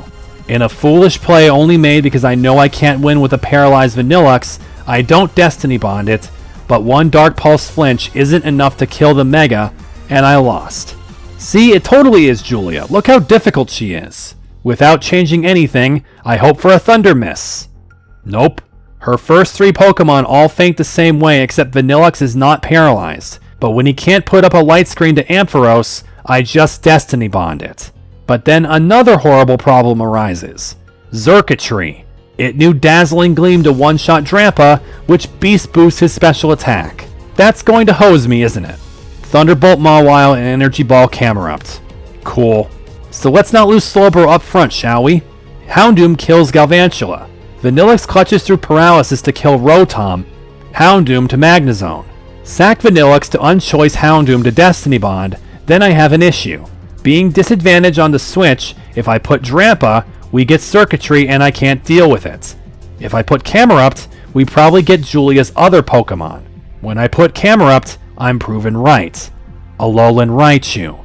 I desperately need Camerupt for Xurkitree, so I switch to Mawile and hope she survives this Surf. She does, and now please, Sucker Punch be enough. Nice! Now all that's left is that Camerupt has to be able to tank an Energy Ball. He barely does! Earthquake knocks out Xurkitree. Damn, that was narrow. Winning these fights with a Trick Room team when I can't Trick Room is horrible. Any one of these people could have been the culprits. Like John, who made it clear that he still follows Team Meteor. Once a Meteor, always a Meteor. He calls our accusation foolish, but will fight for the glory of Meteor. Thus, the lesser trainer from the 3rd round of the Fiore Gauntlet fights us with a team of 6, starting with a Whiscash. Finally, I can Trick Room again, as it Dragon Dances. We bash each other with attacks, but after 3 Psychics, Slowbro wins, and John decides he likes my opener and uses a Slowbro of his own. But unlike my Slowbro, who meets my Mega Mawile, he similarly Megas. That defense increase just kept it from dying in even 2 Sucker Punches, as Mawile feints to Flamethrower and Scald. Drampa screams at it to stop, and next is Magnezone. Fortunately, when Camerupt sees it's floating on a balloon, he can Lava Plume and still one-shot. Trick Room fades after only 3 opponents, and now he's sending an Exeggutor. Oh no, another coin flip. Will it be normal Exeggutor for Houndoom to be good against?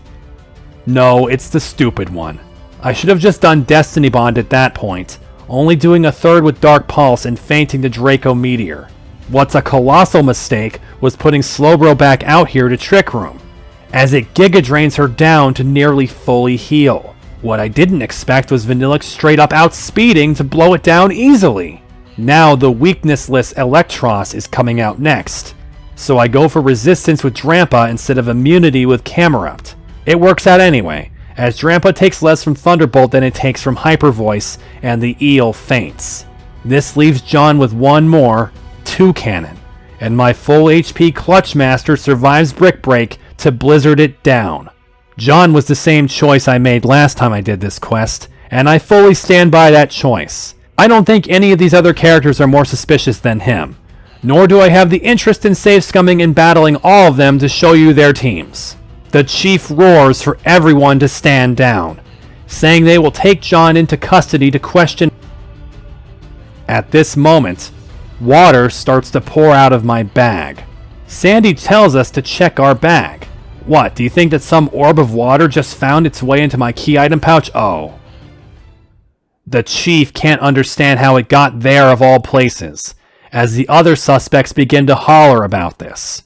Archer, however, stands up for us in a way by saying the motive was all wrong. But now, the Chief, someone who had been our staunch ally since Malchus and Rotocrene, starts to turn on us, saying how I was given the post to guard the orbs, then when the lights went out, I came to the front of the train to report, and then soon after, the red orb was found in the engine.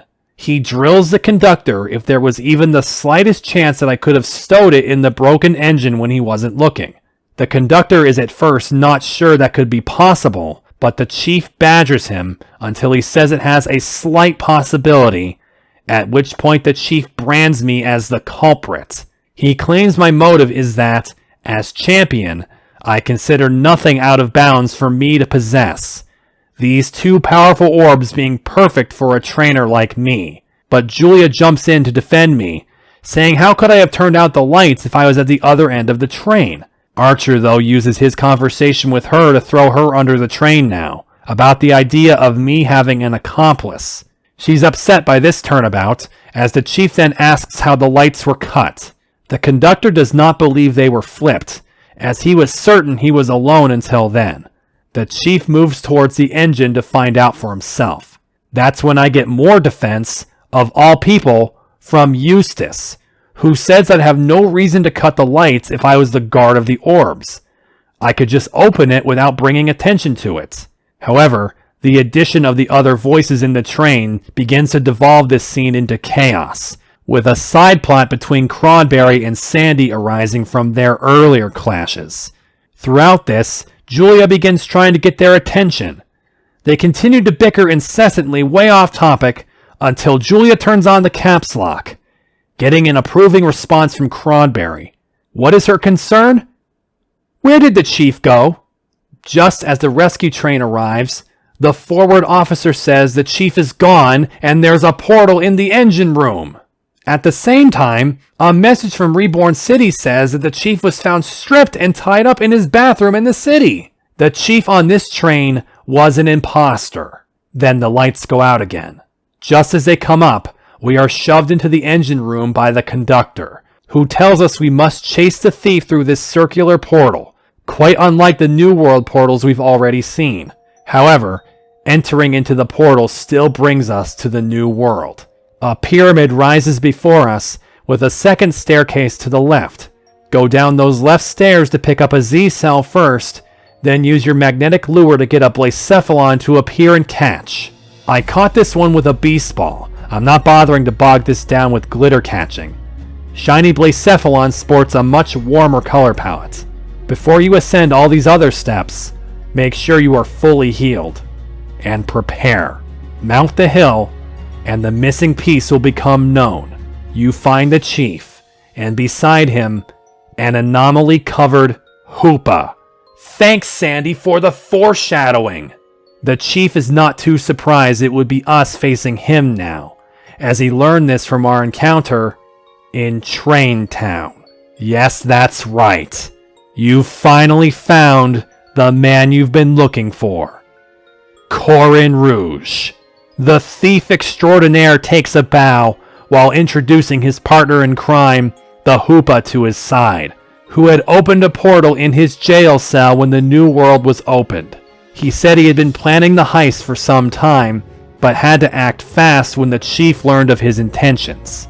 He was the one who sent the message to the other 6 suspects, all who were going to try stealing the orbs. It was Hoopa who beat them all to the punch, by using its portals to simultaneously cut the wires at the front of the train and lift the orbs at the back of the train.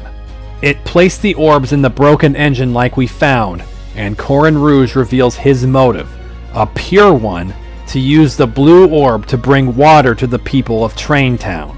But the Hoopa's mischief almost undid it for him, when it decided to put the blue orb in my pocket instead. He can't say he disapproves, and now he wishes to make his getaway, but he has no intention of running. He instead plans to stand and fight with Hoopa. And oh my god, it's time for this disaster! Because you get to fight Corin Rouge and Hoopa's 12 total Pokemon with your 6 again! Once more, a battle of suffering has arrived. Another one I am still angry at. Because here's the thing. I have written proof that I used a max revive to win this fight last time. Because of that, I am dreading the shit out of this one. Just like Glass Hell, I never pass this fight without items in battle, and I have to do everything I can to avoid it now. This battle then starts you against the 2 most annoying setup Pokemon, Klefki and Carbink. However, the only setup they do is when Klefki pranksters Thunder Wave onto Mawile, but then Houndoom Heat Waves it down while Mawile managed to take her turn before Carbink to one-shot it with Iron Head. Next up is the slowest bastard Stakataka next to Kanto Sandslash. I have the distinct impression that Stakataka might use Trick Room against me, so I focus it down with both of my attacks. Sadly, in the meantime, Sandslash, who almost died to Heat Wave, Stone Edges Houndoom out too. I'm not too excited about my choices here. Vanillix is worse on New World due to having no Hail to utilize. Instead, I go to Slowbro and go straight for Surf, since I expect there's a lot of other slow Pokemon on that side. This is to a newly entering Dusknoir, who almost kills Slowbro with Sucker Punch, the move Mawile went for too, except Paralysis took her turn this time. Sandslash then cuts off Slowbro with X-Scissor, and we are in dire straits now. Especially with the next turn when I do bring out Vanillix and just hope Blizzard does work. He never gets the chance.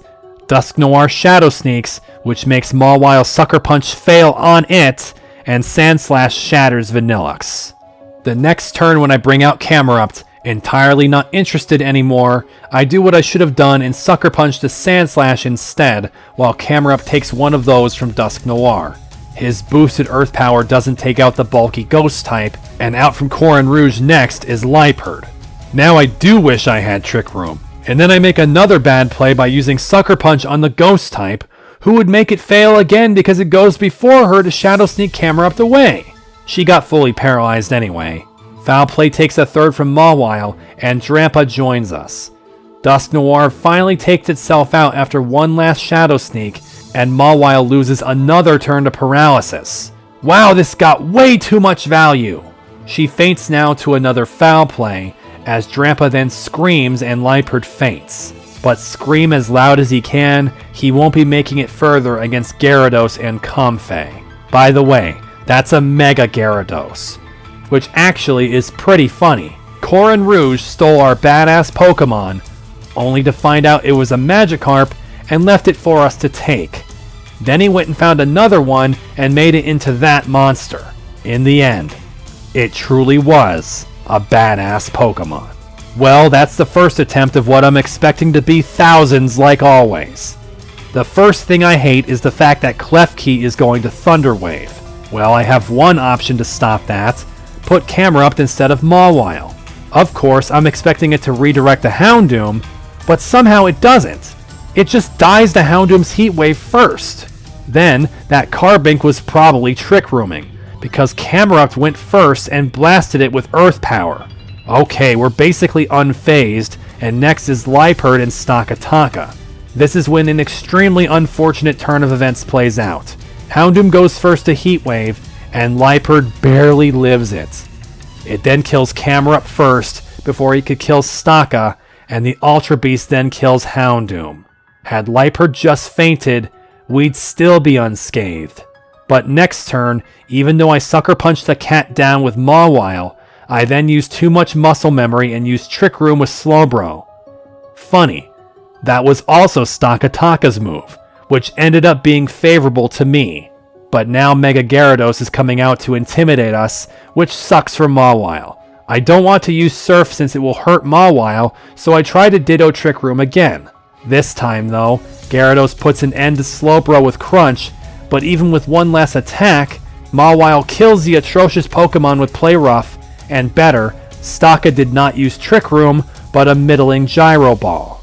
I'm starting to run out of Pokemon though, as Corin Rouge next puts in Delphox. Now I wish I had Trick Room up, because it goes first with Heat Wave and Mawile faints. I should have gone for Sucker Punch on it, and now, Drampa's Hyper Voice doesn't kill either opponent, while the Ultra Beast does Trick Room this time. Vanillux is all I have left with me, but this damn fortress just Gyro Balls him straight to the ground. Hyper Voice kills Delphox, but not Stakataka, and Corin Rouge sends out his last unknown, Cacturn. When it goes first to Sucker Punch, then Stakataka uses Superpower afterwards, the battle is over. The next attempt goes very badly from the start, as I learned that if Houndoom misses Heat Wave on Carbink, it survives Earth Power with Sturdy to put up Trick Room. Gyarados comes in now, strangely, as I move Houndoom back for Drampa. Carbink gives me Stealth Rocks, Camerupt gives it Regular Rocks, and Gyarados crunches him once. Hoopa's slowest Pokemon appears already to my Mawile. The Ultra Beast almost kills her with Gyro Ball, then Drampa missed Focus Blast when I so badly needed it. Brick Break from Mawile doesn't cut through the defense of the walled Pokemon, but Drampa survives Crunch. Before Staka can go and use Rock Slide to kill us, I Sucker Punch it, which does kill the beast, while Focus Blast sinks this time and outright kills Gyarados. Sadly, at the cost of Drampa thanks to Life Orb. Dusk Noir and Cacturn are up, and Vanillux really needs to land a Blizzard. Predictably, Mawile is beaten by Sucker Punch first, and Vanillux also takes one to nearly die. But he does literally the best he can do and kills Cacturn with Blizzard and crits Dusk Noir with it. It still stands though, as Delphox comes out, and Slowbro is my last good choice in Trick Room. I have to sack Vanillux to use Surf here to try killing Delphox, but it remains even as the other two Pokemon in the fight faint. Dazzling Gleam doesn't kill Slowbro, but Houndoom is going to have little chance against that and Comfey. My Psychic can scrape by for Delphox, but Houndoom loses to Comfey's Gleam, and Slowbro is at 1, as Liepard appears. They just never stopped. Always another Pokemon to fight. We don't miss Heat Wave against Carbink next time, bringing us back to that terrible issue we saw earlier. If Liepard just died, we take no damage. This time though, Heat Wave burned it, so Camerupt survived and took out Stakataka. After that though, Comfey shows up and goes between Houndoom and Camerupt, and the latter falls while Liepard also faints. I see Cacturn, and boy is that a sucker punch. I bring Vanillux out here and say screw it, hopefully one of their group attacks just takes them both down. Houndoom was sucker punched first, and Vanillux took a bad hit, but he clutches 2 Blizzard hits to knock out the entire opposing side. I hope Trick Room is okay to use now, as I bring out Slowbro, Dusk Noir and Sandslash appearing. Vanillux doesn't make it to another turn, and Slowbro Trick Rooms. I'm mad about that Ghost type because it makes Drampa's Hyper Voice bad to use here. I go to Mawile to use Sucker Punch, only to get fucked over again. Dusk Noir was slower and used it first, killing Slowbro, and Mawile did nothing. So did Sandslash basically using Earthquake on New World, which is a quarter of its power. Drampa's all that's left. He comes out and eats a punch to go berserk, then he Dragon Pulses down to Dusk Noir, letting Mawile redirect her Play Rough to kill Sandslash. But finally after all this time, the Mischief Pokemon appears, Hoopa, next to Mega Gyarados. However, even with Intimidate, Hoopa cannot stand up to its double weakness to Sucker Punch and faints. Better yet, Drampa nails the Gyarados with Focus Blast for another one-shot. We're so beaten down. Can this really get to the end? Delphox happens again along with a Sableye, who has to go and Mega Evolve as well. The damn gem-holding Pokemon is slower than everyone and knocks off Drampa, and while it died to play rough, Delphox was free to finish off Mawile with Heat Wave. Oh, this sucks so much. I tried again while still not making any changes, getting to the point where I don't kill Liepard, who then kills Camerupt. No, cut. Does Houndoom need any sort of incredible speed? Not really, not against a Liepard, I think. This is especially true when you find out then that all this time he's had the magnetic lure on. Cool, wonderful. Here's a choice specs, and Houndoom will definitely kill Liepard now. But that change made their side send Comfey instead of Stakataka. I get nervous about Camerupt here, so I switch him with Mawile. Heatwave burns away the cat, but then that Comfey gets a crit with Dazzling Gleam on Mawile, and both of my Pokemon are way down in red. Cacturne is here to Sucker Punch. And yet again, I make a stupid play trying to Sucker Punch it first. Houndoom faints, she does nothing. Stop screwing up! No sense in continuing that, I just try again with choice specs, beating Liepard, but Heatwave missed Comfey. Camerupt stayed this time, and he survives Dazzling Gleam to Lava Plume, giving a Flash Fire to Houndoom. I wish I could have done that before now, but there's no chance to. Carbink will only die to Earth Power. Then of course Cacturne appears again, and I'm not just losing Houndoom. I switch him to Mawile, but Camerupt is gleamed again and faints, Mawile being hurt considerably. What's nuts is that on the next turn with Vanillux, he takes both a Dazzling Gleam and a Needle Arm, but he survives both and hits both with Blizzard. We're both deep red though, so all I can hope for is Sucker Punch, which probably... It got the Dusk Noir this time? Fucker! All this time it would have been one-shotting that bastard. And then, Sandslash Earthquakes, Mawile faints, and Vanillux does not. And it all becomes moot when he missed Blizzard this time. I know I shouldn't be mad about hitting only 2 out of 3 Blizzards, but that was an anime moment, and it was taken away. I was hoping we were done with priority now so Houndoom could come back. Sableye coming back made me really sure he'd be Shadow Snuck, but he attacks first, only to miss Sandslash and do half to Mega Sableye. My side finally falls, leaving me with only Slowbro and Drampa. Sableye, I find out, is slower than Drampa, and is beaten by Drampa's Dragon Pulse while we Trick Room. But have you forgotten? Stakataka is still back there. It superpowers Drampa, Slowbro can't manage a kill with Psychic, and I lose. Well, let's do it again for the 8th time, but let's change something. I swap out Vanillux for Arcanine now, both to use Intimidate and more Heat Wave. Blizzard on New World is too unreliable, and Arcanine can hit the same things that Vanillux was. Shout out to the remote PC once again. For the first time, we beat Carbink and Klefki to then beat both Liepard and Comfey on the next turn, but both of mine are low. Then both Sucker Punchers are here, but something awesome happens. I switch out Houndoom for Mawile, and both of them tried Sucker Punching Houndoom. Instead, they do nothing, and Earth Power kills Cacturne. Now it's Camerupt's turn to leave, as Mawile throws a Sucker Punch at Delphox and one-shots it.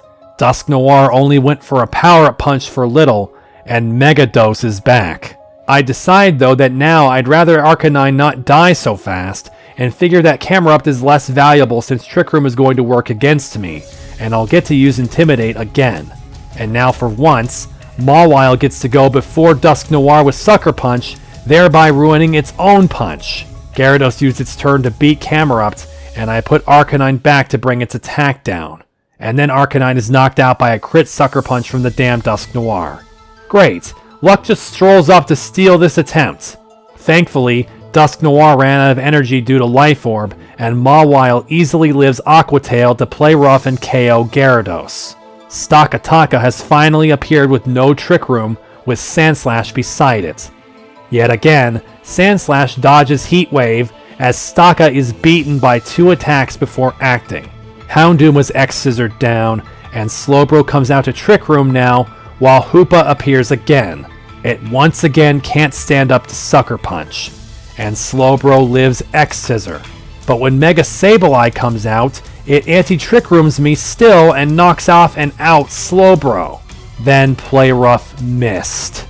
Drampa is my last. Sableye can't kill him with a knockoff, enraging him, which lets him one-shot Sandslash with Flamethrower, and Play Rough knocks out Sableye.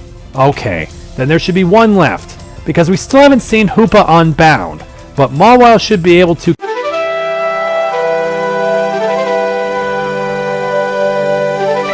Huh? That's it? The fight was just over? Holy shit! I was certain that both forms of Hoopa were in this fight. Why wouldn't it have been?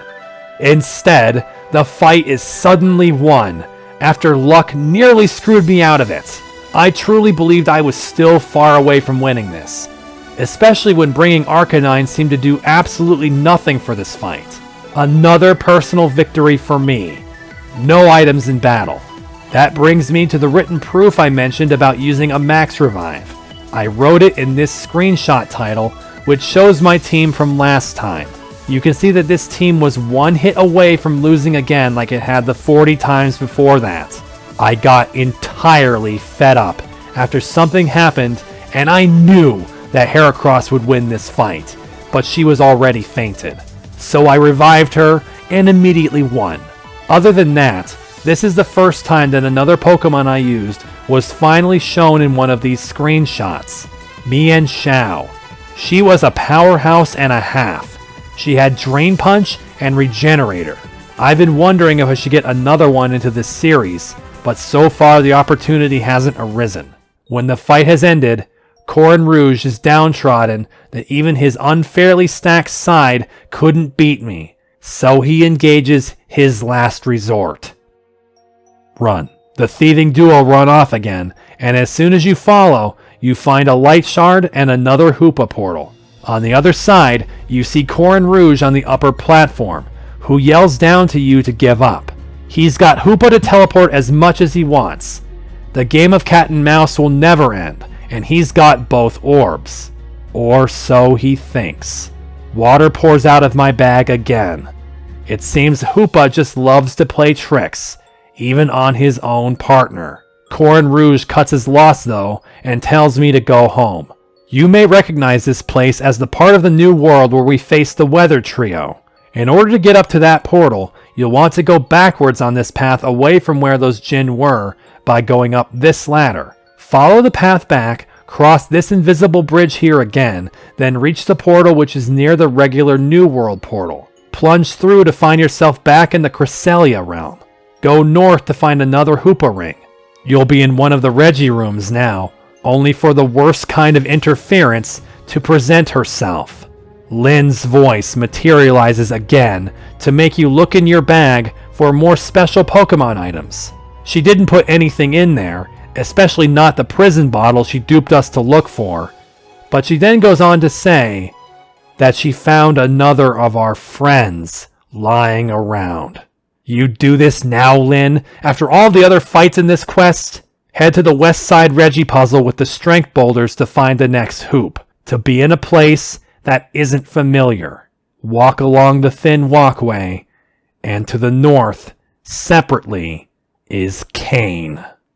But as you walk around trying to figure out how to reach him, Lynn then pipes up and says, "Oops, not him!"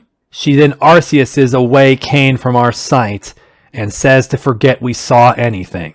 The one she really meant is just ahead. One more portal brings you to the Justice Trio section, and a weight will fall into your gut, as you know where to go. Go back to where you fought Keldeo, where you fought another, and in the place where you saved one, you will encounter the last of the Agate Ace Triumvirate, Terra.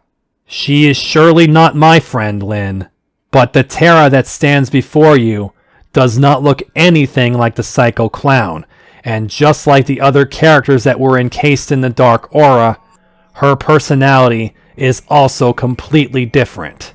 It turns out, this is what Terra used to be like. She's surprised that Lyn brought her back, believing that Lyn was done with her after Labradora. Then that's who you were talking to. You were talking to this Lyn.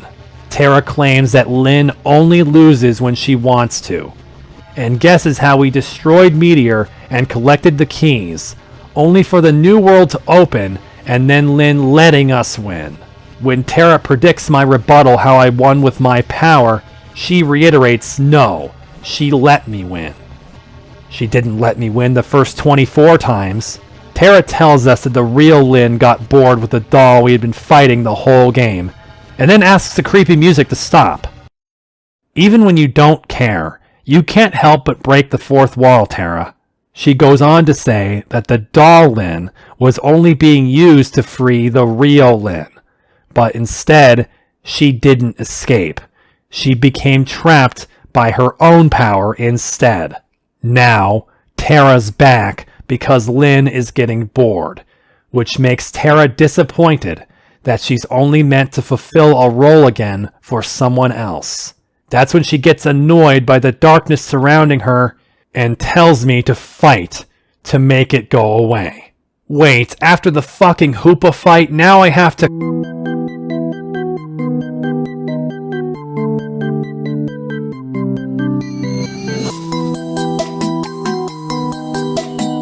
It's time for Umbral Battle number 3 against Terra. In the same place that we fought Samson, on Ashen Beach, she leads with a clay doll.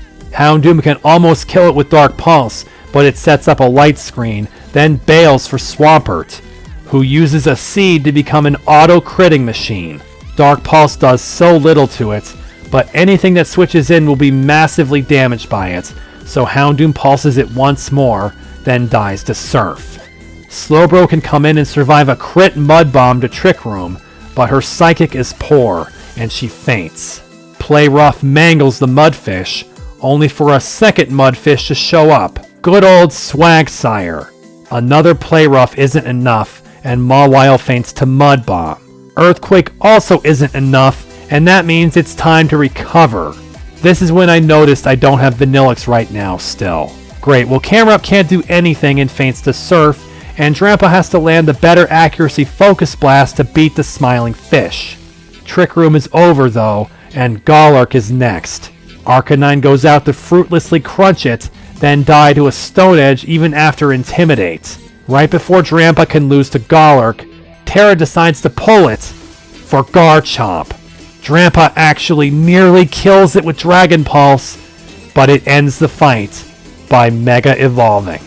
Yet again, I pay respect to the remote PC by feeding it a cell battery and make several changes. Mawile and Arcanine are replaced by Alakazam and Vanillix, and both Alakazam and Drampa are taught Energy Ball. With all the water ground in this fight, that will pay me back in spades. We begin the fight again and do the same first turn, bringing Claydol to red while it light screens. I predict it switching again and switch as well to Slowbro. She survives Trick Room like before and then Brick breaks the screen before fainting. Vanillix then freeze dries it for a satisfying KO, and next is Golurk. I was hoping that Vanillix's Blizzard was enough to kill it, but not quite, and he faints to Stone Edge. Camerupt Earthquakes it, then we get to fight another returning Pokemon Terra likes, Palisand. I go to Drampa, whose Energy Ball nearly kills it, and super annoyingly, after Drampa survives Earth Power, it stays up through Life Orb and Hail to make me use another Trick Room turn to kill it. Claydol returns to be Lava Plumed away quickly on the last turn of Trick Room, but this time around I have another option to continue fighting. Mega Alakazam. Perfectly timed with that is the incoming Quagsire.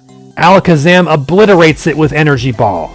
And then finally, in the face of a Garchomp, even Mega, I send out Houndoom, and history and destiny repeats itself. Okay, thank goodness that an Umbral fight didn't just wring me out for another hour after the Hoopa fight.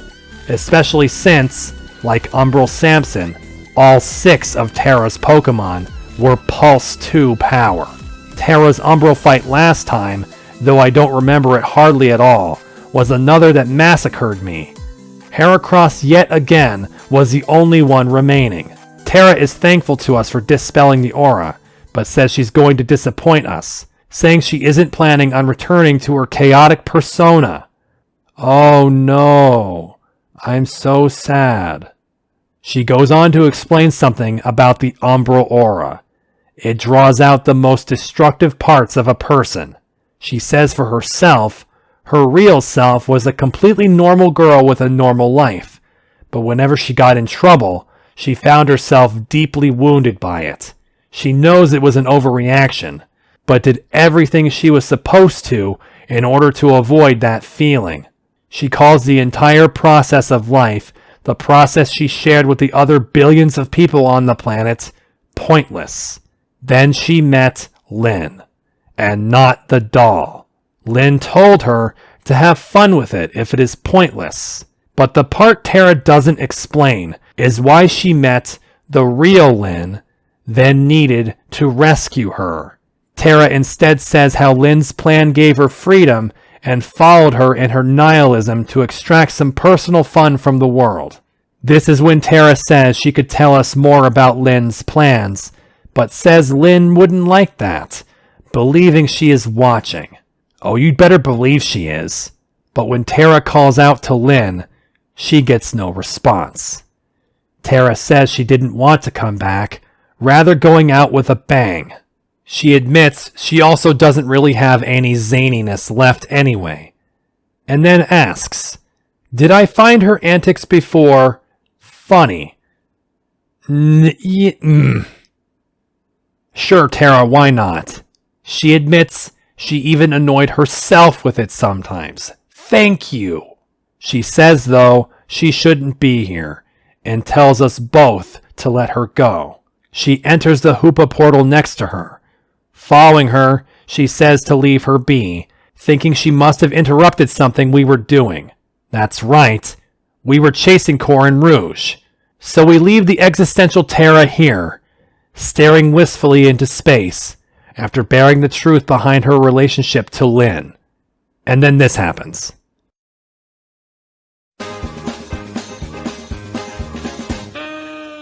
Great tonal shift. Stuff's happening on the screen in case you're wondering.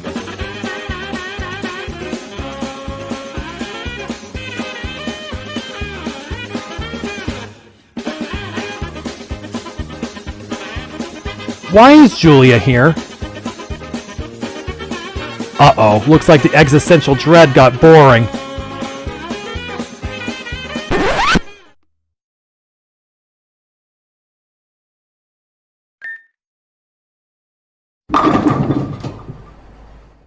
And so, I come to in the Grandview Station, and sitting next to me are Terra, Julia, and Sandy.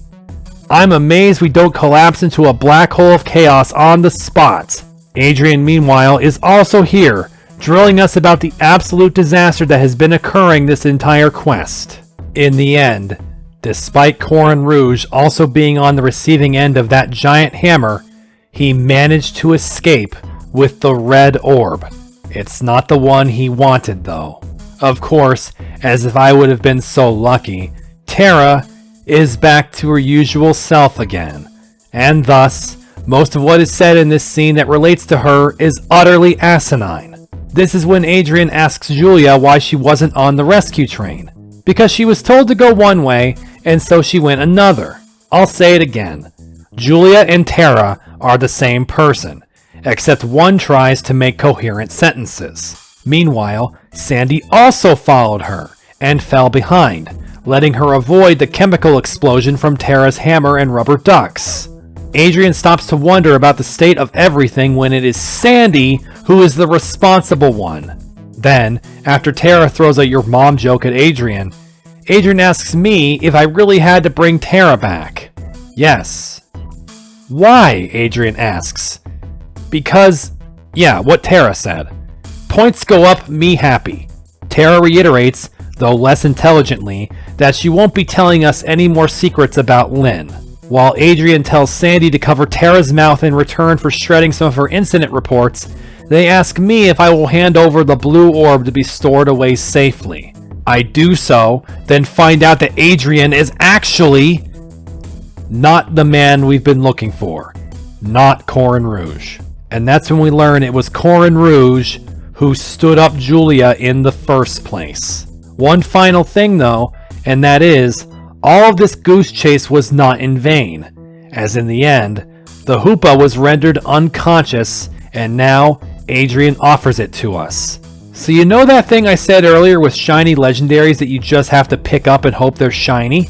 Imagine trying to reroll this one by replaying the entire Benny Hill scene and all of this dialogue. Unless you could do some shenanigans with the quick save key like in Gauntlets, no way. I'm taking it once and that's that. As for shiny Hoopa, both of its forms are darker. That's when Adrian tells us we can go, as they have some last words for the three stoogettes. Any one of these people could have been the culprit. Like me, I just have the blue orb right here. Wait, what?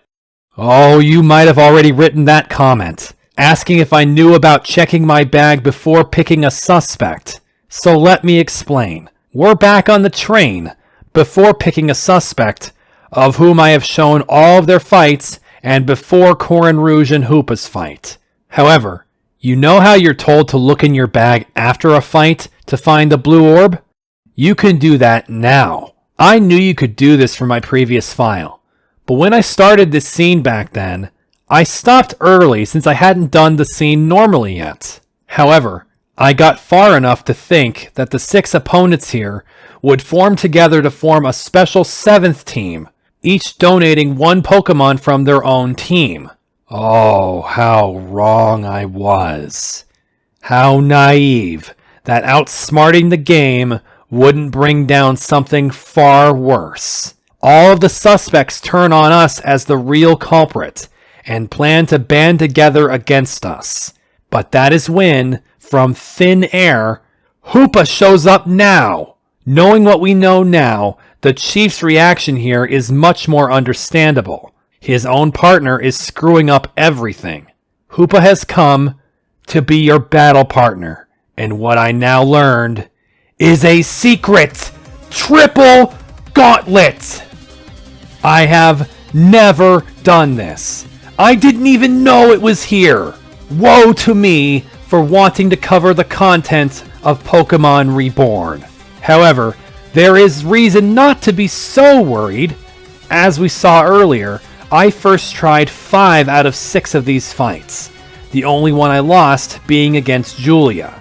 I totally forgot to mention earlier, accusing Julia takes away relationship points with her, so pick literally anyone else. But like I said, I won most of these fights easily, so perhaps my team is well suited to this too? On top of that, we have Hoopa here, which means we get a heal per stage, making this much more like Fiore than Glass Hell. The first stage of the Hoopa Gauntlet starts with John and Eustace, Whiscash and Manectric on point. Beside me is the Carbink from the fight we suffered through earlier. Later. Stupid time travel. Houndoom is in such a bad way. He just goes for Destiny Bond. This takes down the Manectric with him, as Whiscash hits Carbink with Waterfall for only a third. Then Carbink uses Trick Room. Oh, really? That's pretty awesome for me, as I put in Vanillux to deal with Whiscash. Unfortunately, that gets Scissor to come out, no doubt to Bullet Punch. It does, against Carbink, and beats it. Cool, Freeze Dry stops Whiscash first then. Magnezone from John, and that massive issue from Hoopa. Stakataka. That massive issue is now a massive boon. We are a Trick Room team on steroids right now. Unfortunately, Bullet Punch hits Vanillix now and takes him down, while Staka rock slides to make Magnezone flinch. To Camerupt though, there is no more Bullet Punch, and I just hope Stakataka isn't burned by Lava Plume. He isn't, and the two of us knock down the opposition before they act. Unfortunately, Sharpedo and Mega Slowbro show up next, making us both nervous. I was worried about killing Stakataka with Camerupt, but that wasn't necessary. Aqua Jet just downs Camerupt first. Staka then gets more amazing flinch luck on Slowbro with Rock Slide, and the Shark almost lived until Hail took it down. I know that Slowbro has wild defense, so I need to use special attack. That will be Drampa, as Eustace sends out Mega Alakazam. That is promptly one-shot by Gyro Ball. Jesus, Hoopa is getting value. Drampa is no slouch though. Hyper Voice then takes out Mega Slowbro. Aerodactyl and Executor, Rock Slide and Dragon Pulse, another no damage turn. Electros and Sceptile. Gyro Ball beats the Grass starter and Hyper Voice does half to Electros. Hoopa's Trick Room gave out at this moment, but it was at the same time that Eustace ran out of Pokemon. Now all we have left is the character who seems to love being a part of Gauntlets. Electros finally puts an end to Stakataka's reign as Drampa yells loudly to finish it off. His next two-cannon Brick breaks Drampa to KO him, but he loses most of his HP to Dusknoir's Rock Slide. Mawile comes out next to the Pokemon she had been having Sucker Punch wars with earlier, and I thought we'd both go for it, except that it failed since two-cannon roosted. Dusknoir did power-up punch it though, leaving it basically the same as earlier. After I Iron-Head it after it tried healing once more, the first stage of the gauntlet is beaten. Being both heavily invested in Trick Room makes me less nervous about this. Eustace calls out John, saying his presence in battle made the battle worse. Corin Chief tries to get control of the situation, but Julia is jumping in with Archer. He tries to ask what I have to say for myself, but Julia has already jumped. The second phase contains the only team we didn't beat in one try, which makes me nervous. Pelipper and Galvantula, I want to use Heat Wave to kill the bug. Houndoom goes first and hits it, but it survives, and also Pelipper is burned. I get immensely lucky as Pelipper missed a Hydro Pump, and Sticky Web from Galvantula only helps Carbink's Trick Room. With Houndoom Hose now, I switch to Vanillix to get rid of the rain from Pelipper. This instead hoses Carbink, who went to Sturdy from Hydro Pump and will die to Hail now after setting up Stealth Rock. Thunder takes 2/3 from Vanillix. Stakataka comes back to wreak more havoc, beating both opponents before Vanillix could go. Now two water types, Rotom and Blastoise, make me mad there's a choice item on Vanillix. The battle turns bad here, when our attacks don't knock out either of them, and we both go down to Hydro Pumps. Drampa and Dusknoir go out, Drampa Hyper Voices them both away. Xurkitree and Seaking, they both feint to Hyper Voice and Rock Slide before acting. When the second Magnezone of the Gauntlet appears, I change to Flamethrower for it, and hope Rock Slide kills Mantine. Even splitting our attention like that, we wipe another two Pokemon out. Mega Ampharos and Relicanth make the outlook much more difficult, but Dragon Pulse still beats the Mega first, and then Rock Slide flinches Relicanth. This is going so well! Then we lose Trick Room. Alolan Raichu out from Julia, and you'd think we're sitting ducks, until Dusknoir knocks out Raichu with Sucker Punch. Wow, that was strong! While Drampa survives Head Smash to go Berserk. Sadly, if he had used something other than Hyper Voice, the fish might have fainted, but instead, Drampa succumbs to Life Orb. I'd like Trick Room back again, so I put Slowbro out to do it again, while Dusknoir somehow fails to kill Relicanth with Sucker Punch, but it also lives through Head Smash. Next turn, it Shadow Sneaks, and that takes out the fish and the ghost at once. Comfey is here against Sharpedo, who will be Archer's Mega, but Comfey Giga Drains it once to kill. And that's it. 2 rounds done, and I had a lot of energy left. But we have one more round to go, despite the roaring protests of Chief Rouge. That is against the most unlikely pair ever, Crodberry and Sandy. Yet another duplicate occurs, Pelipper, along with Victory Bell. But this time, I get Cold Feet and punt to Destiny Bond, only for nothing to kill Houndoom. It may have been because Pelipper missed Hydro Pump for the second time in this gauntlet, but now Houndoom is very poor. I decide I need to save him again, so I switch to Drampa. Carbink sets up Stealthy Rocks again, as it feints the Hydro Pump and Victory Bell does a little to Drampa. Stakataka is back. Rock Slide Hyper Voice promises to be good again, knocking out both enemies. Slacking and Seismitoad, though, are worrisome. Gyro Ball from Staka helps Drampa kill Slacking, but Seismitoad's Muddy Water already knocks out Stakataka. Dusk Noir comes in to Sucker Punch the Toad out, but Hyper Voice, even while mad, can't kill a Moongus, who puts Dusk Noir to sleep. Then comes Mudsdale to also soak up a Hyper Voice, and Rock Slide Drampa down. I surf with Slowbro to beat Mudsdale and hurt Quillfish, only for it to also live Dusk Noir's Rock Slide even after waking up so soon. Quillfish then knocks out Dusk Noir. Comfey from Hoopa, but Ludicolo from Sandy. This is bad. I really want to hit both, but Surf will do nothing to that. I do Surf anyway, which may have cost me. Comfey did Dazzling Gleam before Ludicolo, but it doesn't kill it, and Slowbro dies to Giga Drain to refill its HP, and Trick Room ran out right then. Mawile comes out to Sucker Punch Ludicolo, but it gets to Giga Drain before Comfey can hit it too, almost killing Hoopa's Fairy, who Dazzling Gleams. Neither Ludicolo nor Crabominable die, and Comfey is defeated. Hoopa's Mega Sableye joins my Mega, Mawile beating Ludicolo, but the Crab Boxer close combats Mawile and finishes her off. Worse, Sableye fails to kill with Knockoff. We really needed that kill. Houndoom is my only fast Pokemon and goes first with Heat Wave, but against Sandslash, it doesn't kill. It kills Houndoom with Rock Slide, and Sableye flinched. No. Then, Vanillix is hit by Rock Slide, lives, but also flinches. Are you fucking kidding me? He would have decimated them with Blizzard! Instead, Sableye almost dies as Shiinotic and knocks off the Sandslash. Of course, Sandy had to have one more, Torterra, who outspeeds Vanillux to Iron Head him down. Sableye runs out of energy, and Camerupt comes out with my partner itself, Hoopa, only to be Stomping Tantrum for a one-shot. Hoopa then gets spored and crunched. Don't lose a triple gauntlet at the end like that. Not like that. Not because of 2 flinches. Here we go again. I'm going to truncate this a bit now. This episode is already too long, and we have one more quest to go.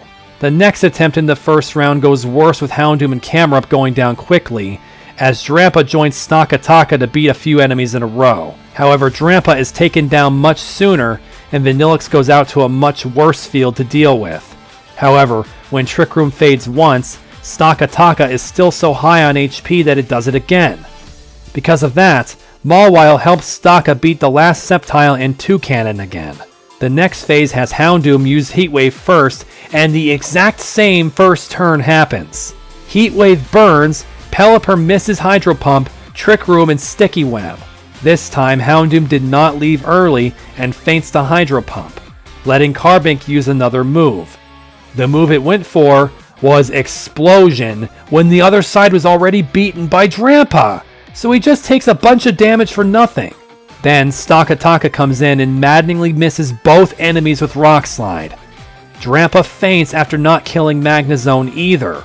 Camerupt Rock Slides to clear one pair, dies to Aqua Jet again. Vanillix is my last group attacker. We kill neither Rotom nor Relicanth, who then respectively flinch and miss.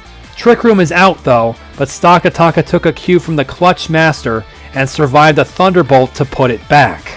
From here, Mawile and Comfey beat down our opponents, with a huge help from Blastoise also missing a Hydro Pump. Boy, that move has not been paying off in this gauntlet. So we got back to the final round immediately. Now can we please not get fucked over by flinches? Unfortunately, I gambled wrong and lost when I heat waved with Houndoom to do half to Victory Bell, but he got hit with Hydro Pump and died. Where was that last time? Drampa comes out and yells to blast them both down, Carbink putting in Stealth Rock. You aren't planning on blowing up again, are you? Yes, it is. This time, it had targets for it, but only Seismitoad fainted, while Crabominable survived both attacks to kill Drampa afterwards. But then Camerupt and Stakataka start the double rock slide bonanza. And you liked Flinch's Crod and Sandy? Then here's one for Ludicolo. And here's one for Slacking. That Slacking is finished by Gyro Ball, but Rock Slide doesn't flinch Torterra, who tantrums Camerupt to death. Vanillux to Amoonguss, Gyro Ball kills Torterra, Amoonguss spores Stakataka, thank God, and Blizzard kills the Shroom.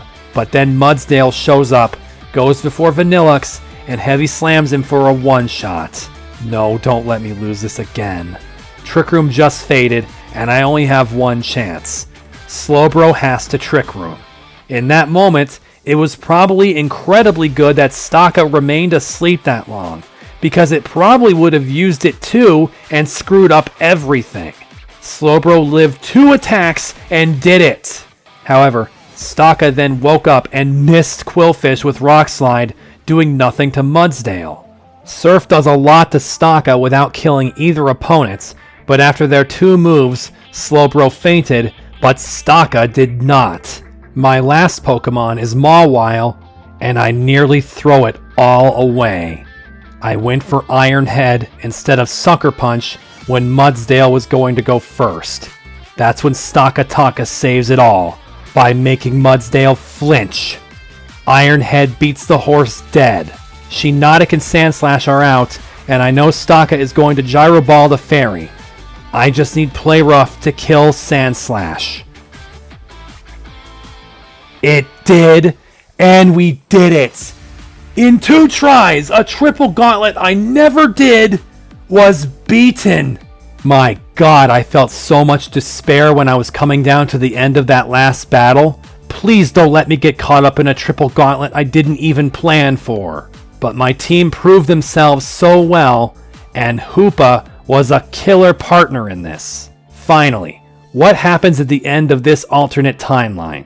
Sandy is unable to get a frothing Crodberry off her, and the chief finally establishes order, asking me to give him the blue orb to settle things.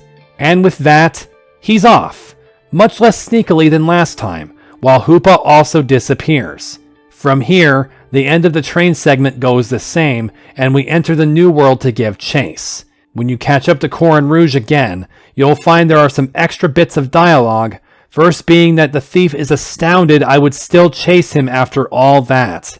He notes how his ally threw a wrench in his plans with stowing the blue orb in my bag, but from there, the rest of the dialogue remains the same, and the fight should be the same. In truth, I did that triple gauntlet first, before fighting Corin Rouge in a normal timeline. With this, let's resume the regular timeline, and declare the train heist quest complete. If you return to the nightclub now, you're going to find that the rainbow-haired head-dancing clown has arrived. I'm sure everyone was happy to see her. Actually, this is a good point. Tara was a Meteor admin, and she just walks in and everyone is okay with it? One person that is okay with it, apparently, is Julia, who says she got to make a new friend thanks to that train ride. See, what did I tell you? The other person who is happy to see her is Samson. He thanks me for getting their gang back together, and he won't have to use the bottle to run from the loneliness anymore. Yeah, you'll have to use it to run from Tara. This is something I should have brought up before, but throughout postgame, the characters in this nightclub will have things to say regarding certain quests you undertook, just as little bonuses. But sometimes, they go further than that, such as when you talk to Eve and she mentions the wonderful person we met last episode, Flora. She tells us that after she left, even though she was the first person Eve ever considered punching, Flora had left her something, and wants me to have it. Have a little rejuvenation crossover with this Evian Mischievous. Now you can use the Ghost Grass type, evolving it with a Leaf Stone into Miss Magius. Pretty sweet. And now, there is only one more quest to do for this episode and this post-game tier. According to Simon, it takes place underneath Agate City, where Lynn found the stone pillar to power the Arc Pulse. We head there, and sure enough, a new portal has opened right where Simon says. We emerge on the other side in another mostly mirrored world. You'll first need to scrounge around an underwater cavern again, eventually turning into an underwater forest. Go far to the west and start moving around a counterclockwise motion, staying as west and south as you can. There are some item finder items to find in here, but eventually you'll see a light leading to the surface. Rise to it and enter the many-world forest. The slumbering wheeled track slowed down works well in this alien forest, which will take the form of a maze. To start, go left from the pond and up. Keep moving up and left to the tree edge, then down to find one of 3 Z cells. From here, go straight up until you hit another wall of trees, then go right until you can proceed north again. That's where the forest will yield to outer space. Sluice through the trees to the left of this rock island to jump across some squares to another island. On the left side of it is the second Z cell, and then to the north is a platform moving near to and under the island. And to the best of my abilities, I could not get on this platform to head to a higher island where a sacred ash is. I looked it up on Big JR's guide, which is how I know what is up there, but it said nothing special about how to get on the platform. I went and looked harder, which took me to the video made by Hero Voltzy, the very large YouTube channel that has Let's Played Reborn completely, and I commend greatly for doing so. Unlike so many other channels that played through episode 18 and never came back when the game was finished. I found this part in his video, and he also did not manage to get the sacred ash that I could tell. I patiently await your comments that tell me how easy it is to reach it. Anyway, let's move on to the south of this island where more squares float. As soon as you see land, you'll learn that I lied back in episode 20. Because we are certainly not done with crystals. Another white item ball begins a new search for the legendary level of crystals, starting with this, Tapunium Z. After this, head back over to the central island, then jump on more squares to the east side. You'll reach another island from which there is another moving platform. This one stops by the island, and I could get on this one to move to an island to the north and find the last Z cell we need to find here. There's nothing else to do, but head north of the central island. You'll jump across more large stepping stones, then find a circular shaped island with more small squares. But as soon as you reach the top part of this island, we get visited again by the little demon godchild. She starts in on how adults don't think anything through, saying they quickly lose touch with reality. Again, what great irony. The girl who literally fell out of reality tries calling out anyone else. But then she brings up something tied closely to where we entered this world from. The Relic Stone, which she ridicules immediately as just being a dumb rock. Just like the ones she ports into existence now. One of those being the spiral-like pillar in the center of this island. Broken. Then, she gives me a fresh water to wash our hands after throwing away the moldy onion nearby. The moldy onion, she means, is the mythical Pokemon lying on the ground sick just north of us. When you pour the water onto it, it will get up. It is Celebi. It then wants to show you something, and suddenly opens a new world portal on its own and goes through it. Follow the time travel Pokemon and find yourself on the top of Charis Mountain right outside from the Elite Four. Here at this exact moment is once more a former member of Meteor who still lives. Taka. He's surprised I'm here too. He was thinking I'd just go stand at the mountain peak like champions do. He's happy to see us again saying he's been reflecting and mentions that this league was built on the site of a temple to Arceus. He learned this from Solaris, who was there several times when his father ran it. Taka says Solaris otherwise spoke little of his parents, believing they must have been intense. That's when Taka becomes aware that a mythical Pokemon is here and needs help. He becomes intent to help it feel better, saying that his grandfather researched legendary Pokemon, having some books on the subjects. That's when he realizes that this is the place that his grandfather was, but several decades late. He then gives us another freshwater to see if that can give it enough energy. By this logic, can't we just give it a full restore? But before we give it the water, Taka then warns, we should prepare by buying healing items. Indeed, that is something you should do, because when you give the Celebi the water, you will begin something I refer to in two ways. First, the following quest is something I like to call Elite Four Round Zero. I'll explain more why I use that term, but it should clue you in on what you're going to do from a gameplay perspective. This will be a segmented gauntlet, just like the Elite Four. You are responsible for healing between fights, and if you ever lose, you'll be ejected from time and have to start over. There's one thing that I didn't test, but I'm pretty sure may be true. In this sequence, you are not able to use the remote PC. The team you bring must overcome the entire quest. For this, I'm bringing my same team that I used for the Elite Four. They've been doing me proud to handle any threat that's come at me, so I'm confident in them. Then we come to the other way I refer to this quest.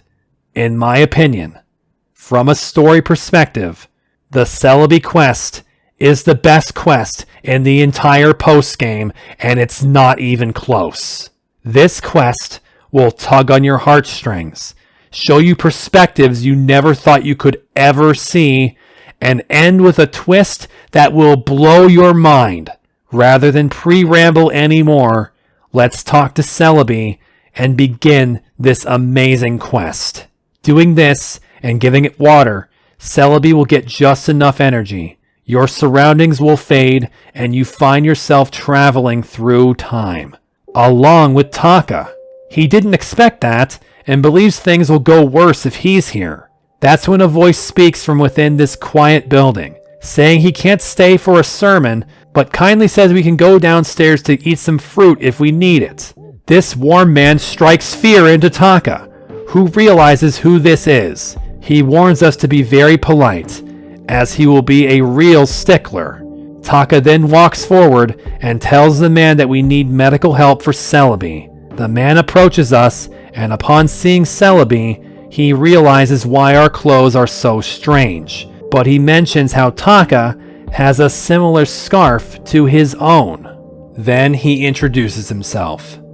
His name is Taube Alcantara, and without beating around the bush anymore, this is Taka's grandfather. Taka introduces me to him as I am unable to do so otherwise, going on to say he is no one important. Taube scolds him for such self-depreciation, pointing to Celebi to explain.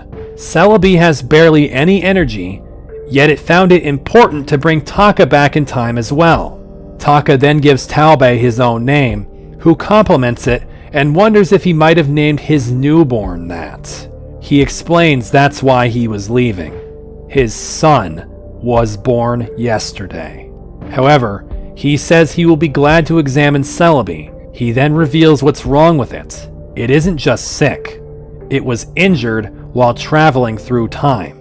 Because of that, fragments of itself splintered off, and the only way to retrieve them is to use the relic stone. Apparently, though, it is found in the Ore region currently, so instead, he says Celebi should go downstairs to his garden to meditate. That way, it should be able to attract some fragments to itself. Taka asks if we should go with it, but Taube explains it'll be better for it to be alone. Celebi goes to meditate, while Taube says that, while we could read if we wished, he then notices we are Pokemon trainers. He then says that with his son born, this may be the last time he could have a Pokemon battle. Of course. Taka says he couldn't battle now, but offers up that I'm the champion. He's impressed, both for me being champion and about the idea that a league may come to exist in this region in the future. He doesn't expect to hold up against us, but hopes we can at least pass the time. Taka reflects on what we've just heard, especially the fact that he was completely wrong about his grandfather. You can read some books around the room if you wish, and talk to Taka again. He wonders now if Solaris was skilled because of a fluke, or because of his own father, in which case that would make Taka the fluke.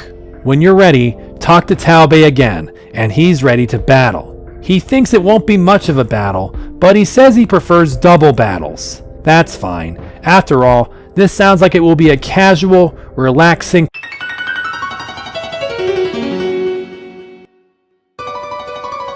Have you forgotten what game you're playing? There is nothing but suffering for you. Look upon Taubei's first Pokemon and weep. Ferret and Bibarel. Really? Yeah, really. This battle on Holyfield can fold you in half if you dare disrespect it. There's nowhere to hide from normal types on Holyfield, and these two are going to hit you like trains. I don't expect Houndoom to do anything productive other than die, while Slowbro must Trick Room. Indeed, Houndoom does die to super effective return from Ferret, and Ferret falls too. Bibarel did not opt to destroy Slowbro yet, but it did Swords Dance. With Trick Room up though, we have a chance to hit them before they smite us. The next Pokemon to attempt to do so is Chatot. The lore deepens. Drampa is highly powered up on this field like the other normal types, but Bibarel lunges at him with Quick Attack. He lives, and now he's not going to take this anymore. Slowbro attacks Bibarel with Psychic, and then Drampa annihilates them with Hyper Voice. Then comes Lucario, and... If a battle in Pokemon Reborn uses this music, it has a Garchomp in it! Looking the most like the actual Cynthia battle, how are we approaching this? It feels absolutely imperative we kill Garchomp. Drampa should be able to destroy it, so Slowbro will Psychic Lucario. Excuse me. Mega Lucario. It definitely doesn't have the power to one-shot it, but Garchomp is decimated immediately by Dragon Pulse. Drampa then tactically dies to Life Orb to let Power Up Punch hit Slowbro for very little damage. I bring in Mawile directly in time for Taubei to send Ribombee. Lucario knows it will die and throws a last-ditch Bullet Punch at Mawile, but she survives it. Psychic and Iron Head defeat both opponents before Ribombee attacked. I guess he was right. He couldn't really offer that much of a challenge. But no, for real. Taubei's team has all of the potential to slap you into last decade. If you don't have speed or Trick Room, you aren't taking hits. But if you can believe it, I also beat this on my previous file in one try as well. I wrote it in the file name to remind myself of that, because first tries back then were a huge deal. This informs you of the team I used for my last journey through time.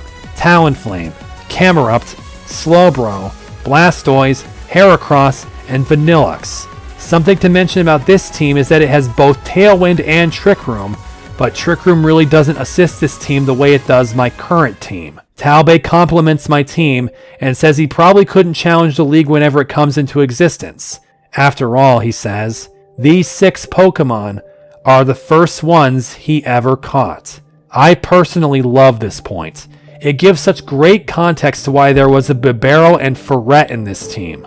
He says he couldn't bring himself to battle with anything else. Taka is amazed by his grandfather's skills, but Taubei says it's only his amazing Pokemon. He now says that Celebi may be ready, so he heads downstairs, as Taka notes the fact that he had a Chatot, and further, that Solaris had given Taka a Chatot egg when he was a kid.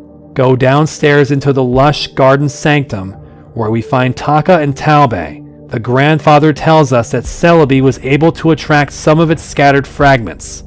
But something has gone wrong. The fragments that came to Celebi have sent it into a frenzy, and now Taubei believes we need to battle Celebi to tire it out and dispel the negative energy.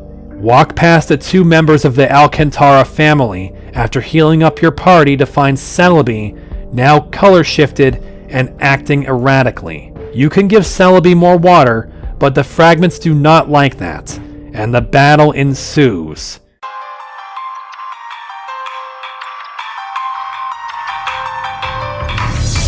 Even though not all legendaries had an anomaly battle, Celebi springs one on you, the most standard thing that will happen in this quest. But the combatants in this fight are anything but standard. The first one out is Celebi, and by the way, the rest are all Celebi too. Why 6 Celebi in a row? Because these Celebi all have different movesets, and none of them are legal for a Celebi. Basically, expect just about anything to fly at you in this battle. It also centers on Flower Garden Field, and something that bears repeating, Flower Garden can only be lit on fire if it reaches stage 3. The first Celebi grows the garden with its seed to stage 2, but that isn't enough to burn. Houndoom is still the best counter to the grass psychic type, but its special defense stage from the seed keeps it alive through heat wave, and then it spores Houndoom. What's bad is that the first Celebi then baton passes while Houndoom sleeps into another, who uses a seed too, so now it has 2 stages of special defense. Houndoom ends up sleeping in as he's blasted with energy balls, but he survives them all to wake up and torch the garden. I feel like it was especially egregious to burn a garden in the past. Sorry, Taubei. However, Celebi lived through it to finish off Houndoom, then burn away in the blaze. Against these mythicals who all have a speed stat of 100, I go to Slowbro to Trick Room, as Celebi 2 leech lice her for a chunk. I back her out immediately for my next best Pokemon, Camerupt, and from here, the Celebis are utterly powerless to stop Camerupt from exploding with lava, over and over, utterly incinerating each and every fragment. After this, Celebi feels all better. Yeah, that fight can spiral out of control hard, as you have no idea which Celebi has which moveset, which, as you can see on screen, were some wacky and threatening movesets. Taubei commends us on quelling Celebi, and says the Celebi may be ready to take us home, though it is still not at full strength, so it may have to rest on the way. He hopes that we can find a way to fully heal it in our time, and Taka thanks him for giving his time to help us, even though he has a newborn. Taubei says, though, that it was only right to aid us, as that is how he wants to teach his son. He sees a bright future in his family and this region, and says Arceus smiles down on his son. He truly believes that his son Phoenix will be remembered as a shining beacon of Reborn. Taka, naturally, feels ill at ease, but Taubei tells him not to say anything. It's not for him to know the future. Taka then presses us to have Celebi take us home now.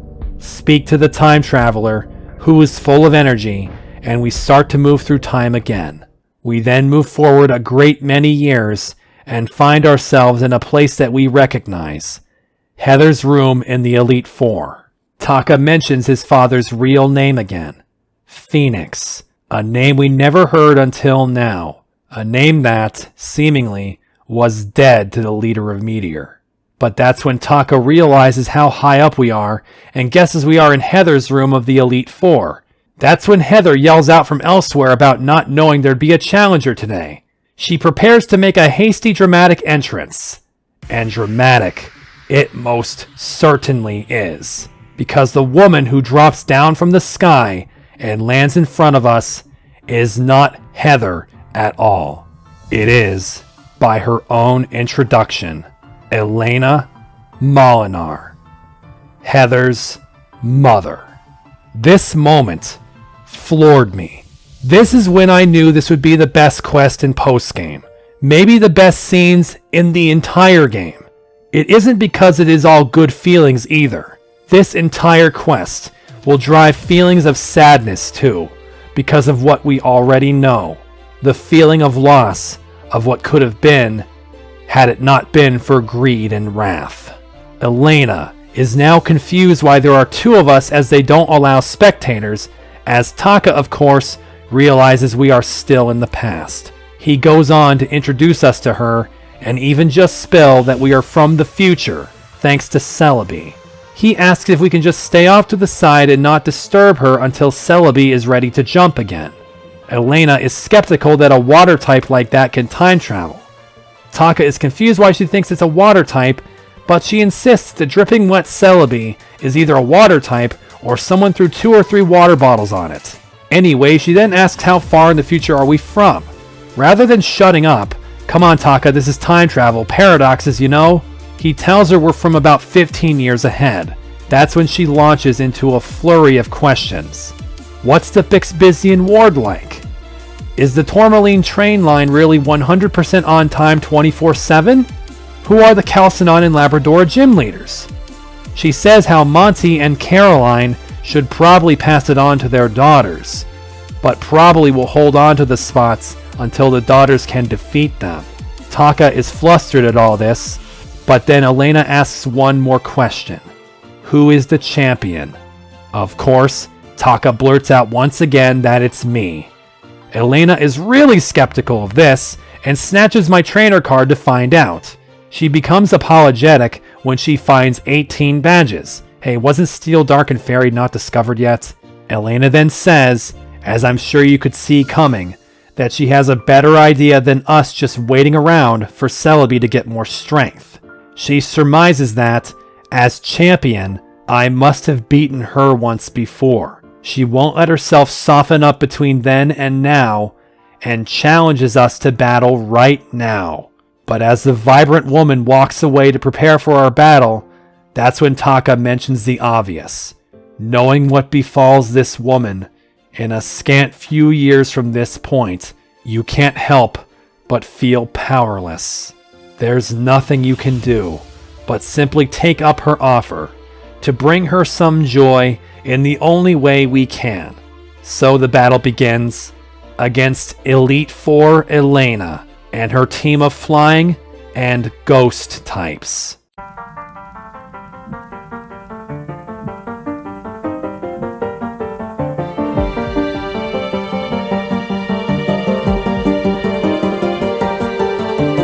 On the same arena as her daughter, Elena sends out Dragonite and Driftblim, combining her 2 types immediately.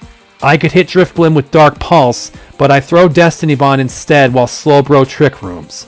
I plan to fight Elena the same way as Heather, but Destiny Bond goes nowhere as Tailwind and Light Screen show up from her side. The next turn, I Brick Break Dragonite to both shatter the screen and disengage its multiscale, but only Slowbro is hit with a strong Ominous Wind and Thunder Wave. She's still alive, but Houndoom is far out of contention to help here. A weak Psychic hits Driftblim, while Slowbro is beaten by more Ominous Wind. But Dragonite fails to kill Houndoom, so he Destiny Bonds again. Of course, in the face of a flying trainer on Mountain, there's only one answer. Vanillux. He blizzards both opponents down. Sadly, it makes Houndoom irrelevant, who not only isn't killed for Destiny Bond, but dies anyway to Hail. Unfortunately, Vanillux isn't as automatic here as against Heather. Elena sends out Alolan Marowak, as I bring out Camerupt, and next to Marowak, Elena sends out Salamence. And yet again, this Salamence is Mega. But Earth Power and Blizzard still completely wipe them out before they can act, and all Elena has left is Aerodactyl and Decidueye. They are both also helpless to stop Rockslide and Blizzard from taking them both out. In a flash, Elena is defeated. For this team, it isn't too surprising, considering how well it did against Heather too. For my last team though, a first try against Elena once again stunned me. Even though I had the same ingredients for such a victory, my team was way more battered before I won. I wanted to bring up one more thing, and that is the type that Elena used differently than Heather that being Ghost to Heather's poison. You may then remember two things. One of Heather's theme teams, In Memoriam, wasn't just for Corey. In fact, most of the teams she used then, we just fought now. And there was one Pokemon that was on Heather's team, and what it must mean. Gengar, Ghost, and Poison. Elena is not surprised by this outcome, saying that if I'm the champion in the future, that means I beat the previous champion. That's when she says she already knows exactly who that was, saying that despite having caught a Zubat for him a week earlier, he is already being offered a gym leader position. She says that we have a natural affinity for battling, but so does her husband, who has so much passion and excitement. When he obtained his Crobat, apparently within this same week, he was full of joy, like when they wed. She's sure of it, she declares. Corey will be the champion. Damn you, Sirius. Elena sees that Celebi is bouncing up and down, ready to travel again, and bids us safe travels, saying she'll come up with something cryptic to say to us in 15 years' time. It's time to leave again, despite the weight in my heart. Celebi is ready and whisks us forward in time yet again. The scenery fades and is replaced by the scenery from Anna's room in the Elite Four. Already, that may be clue enough that we aren't fully back yet. Taka says more about Corey now, saying that he never knew Corey with happiness and passion. All he saw in Corey was emptiness. Of course, he knows why. That's when he mentions this room we're in and how creepy it is. I know, right? But take one step up the stairs and a voice is heard. When Taka hears it, he knows that we are not in the present. The person who spoke is one we recognize.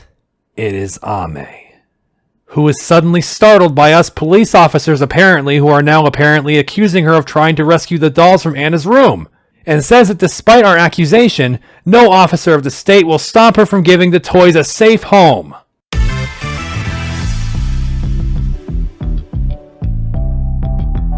And so we now face League Manager and Champion Amethyst. When your gut stops hurting from all of the punching it has taken already, you can get upset by Amethyst's opener, Alolan Ninetales, on Starlight Arena. That sounds mighty familiar, doesn't it? If you haven't figured it out by now, the reason I call this quest Elite Four Round 0 is because these 4 fights all take place on the same field effects as the Elite Four did, in a different order of course, and entwined very closely by way of team compositions and relationships to the present Elite Four. And so now, in the strangest twist of fate, after Elena just said we must have beaten the champion before us, now we must actually do so. Against Ninetales, just like when we fought Anna, I'm pretty sure that a flamethrower from Houndoom will stop it from putting up Aurora Veil. It does, but Ame is going to counter Houndoom hard. Primarina. Oh, fantastic. Well, I now try to kill 2 birds with 1 hailstone. I send out Vanillux, who will remove Starlight's power-ups and hopefully kill Primarina with Freeze Dry. Unfortunately, this Primarina is really durable, taking only a third from Freeze Dry, and then its Moonblast, though not taking half, drops Vanillux's special attack. Well, that's not working. I decide I'll just need to go for Trick Room and try this with Drampa. Slowbro is able to put it up and shoot it with Psychic too, and by the time she faints, Primarina is worn down a lot. Drampa emerges and hyper voices the seal, leading into Whimsicott. Back to Vanillux, Whimsicott pranksters Leech Seed onto him, but then dies to Blizzard.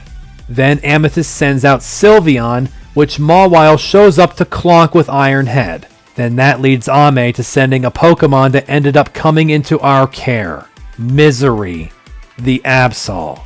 Interestingly, though she had the Mega Stone for it, she doesn't use it here.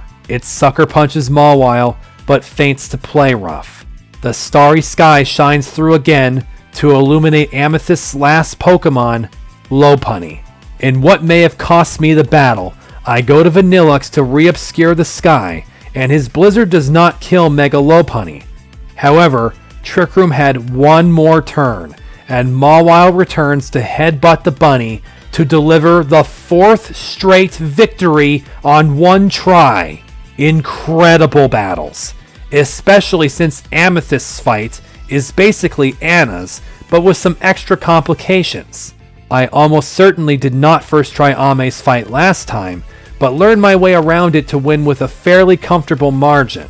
With this victory, Ame wonders what kind of officer I am to beat her so easily. Taka then explains yet again that we are from the future. Ame quickly picks up on that, saying how she recognized the time-traveling lettuce behind us thanks to books in Elias's room. Taka says we just came here since Celebi can't make the entire jump forward in time, and says we're going to head out so that Amethyst can do whatever definitely legal things she was doing.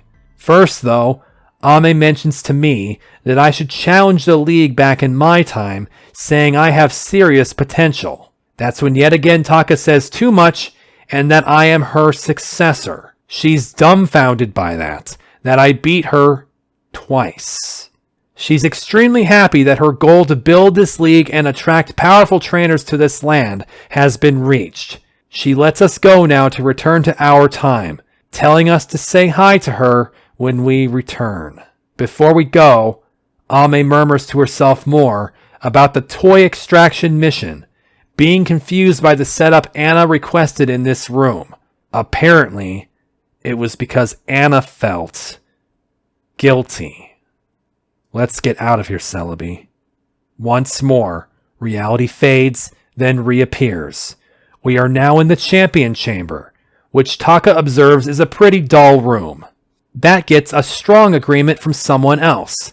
Stepping forward then is Elena again? Taka doesn't get why she's here again, thinking Celebi decided to travel backwards instead. But this person is not Elena. We did go forward in time, by much more than we needed. We learn who this is when she mentions Elena, hoping she was nice, and says that her dad never really spoke about her. This is Heather. Apparently Elena's genes were just as strong as her battling skills. Heather is relieved to finally see us and said what it was like for them. One day, we both disappeared. No one understood it, Heather says, until another girl figured out it was because of Celebi. Taka believes everyone really only missed me, but Heather corrects him, he was missed too. But that's when Taka wonders who this girl is. Heather declares she is the current champion. After 10 years being absent, she says it's only natural that someone would claim the position eventually. She found out we went through time with Celebi, and therefore found a surefire way to draw us back to her, by obtaining the Relic Stone. The new champion went to the new world and got it herself. Because of this, Celebi traveled right to when it was. Taka wants to know who exactly it is, but Heather holds her tongue, saying at least that it was the first time that a gym leader challenged the league, and then won on her first try. She's waiting for us now, and Heather says there's an extra room ahead that she wanted for herself. Heather says see you later, or earlier, and leaves. Taka wonders if people really missed him, then he and Celebi head forward to meet the new champion. In the next room, Celebi flies forward, sensing the Relic Stone, and Taka asks me to lead the way. Before we go forward, you can talk with Taka for a bit more dialogue, mentioning the decor, the theme being swords. Wait, no. Begin heading up the floating steps in this room with the swords all around, and then we hear the voice of the champion.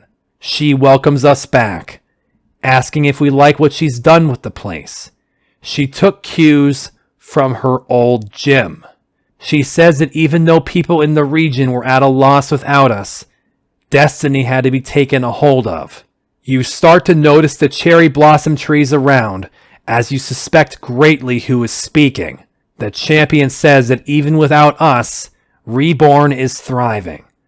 But she did miss both of us even so. Then you step forward and learn the identity of the champion. And despite all signs pointing to Titania, it isn't. The champion is Shelly. The most timid gym leader has become the strongest trainer in Reborn. She asks how we liked the place, saying she liked being surrounded by trees, which got a pink flare thanks to Titania getting her into fairy tales. That's when she then asks how close she was with her theory. We found Celebi, couldn't heal it ourselves, had it travel through time to find a way to heal it, then got here because of the relic stone. Yep, pretty much. She then invites us forward to see something. Just ahead is the relic stone and Celebi, who is fully healed. But she then says there's one issue left before we head back to our time. But it's not that we messed up the timeline. It's that Shelly never got to battle the reigning champion for her title. She says now she'll finally have the chance to see if she would have earned it. Taka says he's glad he's not us and steps off to the side. When you're ready for one last battle against a second champion today, speak to Shelly. She's excited, saying challengers rarely get through her Elite Four, and she has beaten all of them anyway. She wants us to give her a real battle. And thus, we come to the final battle of the Celebi quest against Champion Shelly. So you might think that we will be hearing the champion theme again, just like we did at the beginning of the video. When I first got here, I thought so too. And then instead, Ame picked the one and only track that deserved to be in this battle.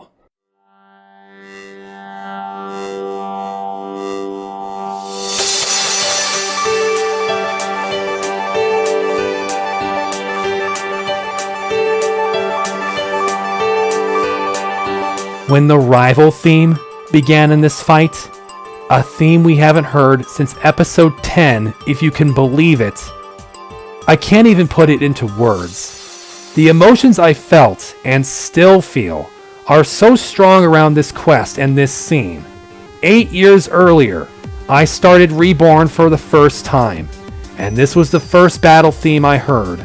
All that time later, across multiple playthroughs, at the apex of this moving quest, it appears now, and I can't stop the tears.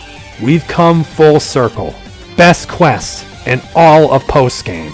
So now our battle commences, and Shelly leads with a Pokemon named after that very person that we first battled in this region, to this same track. Kane, which is now an Alolan Muck.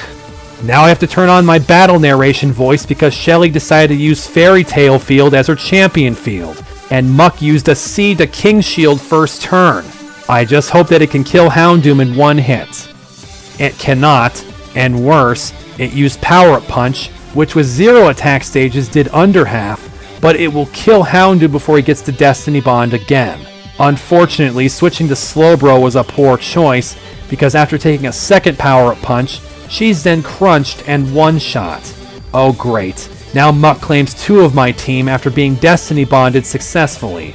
Blind, I put in Mawile to make use of Fairy Tail Field, only to run into Adrian the Primarina. Oh! Mawile's strength is never used as she dies to Sparkling Aria. It then survives a freeze dry like Ame's Primarina did, and kills Vanilluxe by using the Z-move version of the Aria, Oceanic Operetta. Naturally, Drampa and Camerupt are literally worthless against it. Well, Champion Shelly proved better than any of the 4 opponents before her, as is only fair. Houndoom's only purpose in this fight is to Destiny Bond, but I want him to have flexibility to do that, so I just make him empty-handed now, and Vanilluxe gets a choice specs.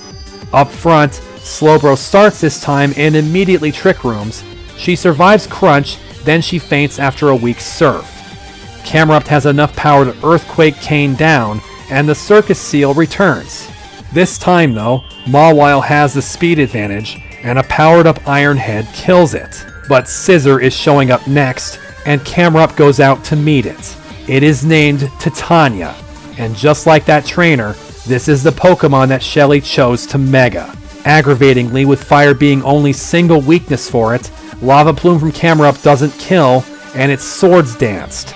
Then it Bullet Punched and killed Camerupt with a crit. Thankfully, with that low of HP, Mawile's Sucker Punch gets to go first and kill the Scissor. Then Shelly kicks up the difficulty to Uber tier by sending out Xerneas, named Knoll. It's good that Mawile is here, because otherwise that fairy type would annihilate me on this field. Instead, Ironhead bashes it down in one hit. But this did take too long already. Trick Room leaves me, and I show up. Me, the Leaveney. And I use Magical Seed for King's Shield right when Houndoom came in.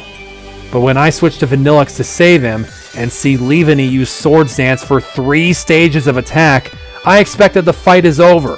Leaveney slashes Vanillix down easily, being Steel-typed here, and I find out that Houndoom's regular speed is not enough to go before Leaveney, who kills him with Leaf Blade. Mawile has barely the defense to survive Slash and deliver 2 Sucker Punches to beat Leaveney, but she's on the edge, and Hail is falling. Shelly's final Pokemon, though, is the same Pokemon she used all those years ago, named after her first friend, Heather the Yanmega. One more Sucker Punch, though, is not enough to beat it, and Drampa is caught by its Dragon-typed hidden power, and Shelly is victorious. The next attempt then sees something really irritating. Instead of attacking Slowbro, Muck first used Acid Armor. No, you can't do that! Now Earthquake won't kill! Slowbro quickly goes down, and yes, it takes 2 Earthquakes to beat Muck now. Camerupt very weakened and more of Trick Room already used up. With Titania coming back out, Camerupt can't survive Bullet Punch, so I have to hope Houndoom can do it disadvantaged. He cannot, Flamethrower doesn't kill, then the Swords Dance Scissor kills Houndoom with Bullet Punch. And if you thought Mawile would clean up with Sucker Punch again, nope. Roost. Oh, okay, good game, Shelly. Next try, Muck doesn't buff up again, so the fight proceeds exactly the same way. By the way, Scissor's Bullet Punch kills Camerupt even without a crit. Xerneas goes down, and Trick Room ends. I'm heading back to the battlefield, and I know that Sucker Punch doesn't kill Leaveney, neither does Houndoom go first. But that's why I put Swords Dance back on Mawile now. Mawile and Leaveney both Swords Dance, and Mawile goes before Leaveney after its shield dropped to one-shot it with Sucker Punch. It's easy to see what comes after that.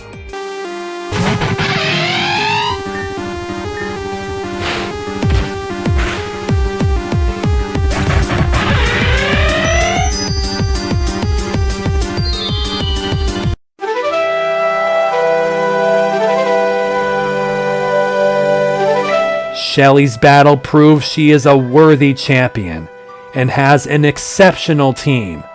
If not for Trick Room Mawile, Xerneas and Scissor would be impossible to deal with. With just Trick Room, beating Shelly was something my last file needed something amazing to happen. That something is written in the file name again. Heracross lived a Swords Danced Slash from Leaveney, which otherwise would have left me unable to win. This team would have had the worst time beating Xerneas, and I really don't know what did it.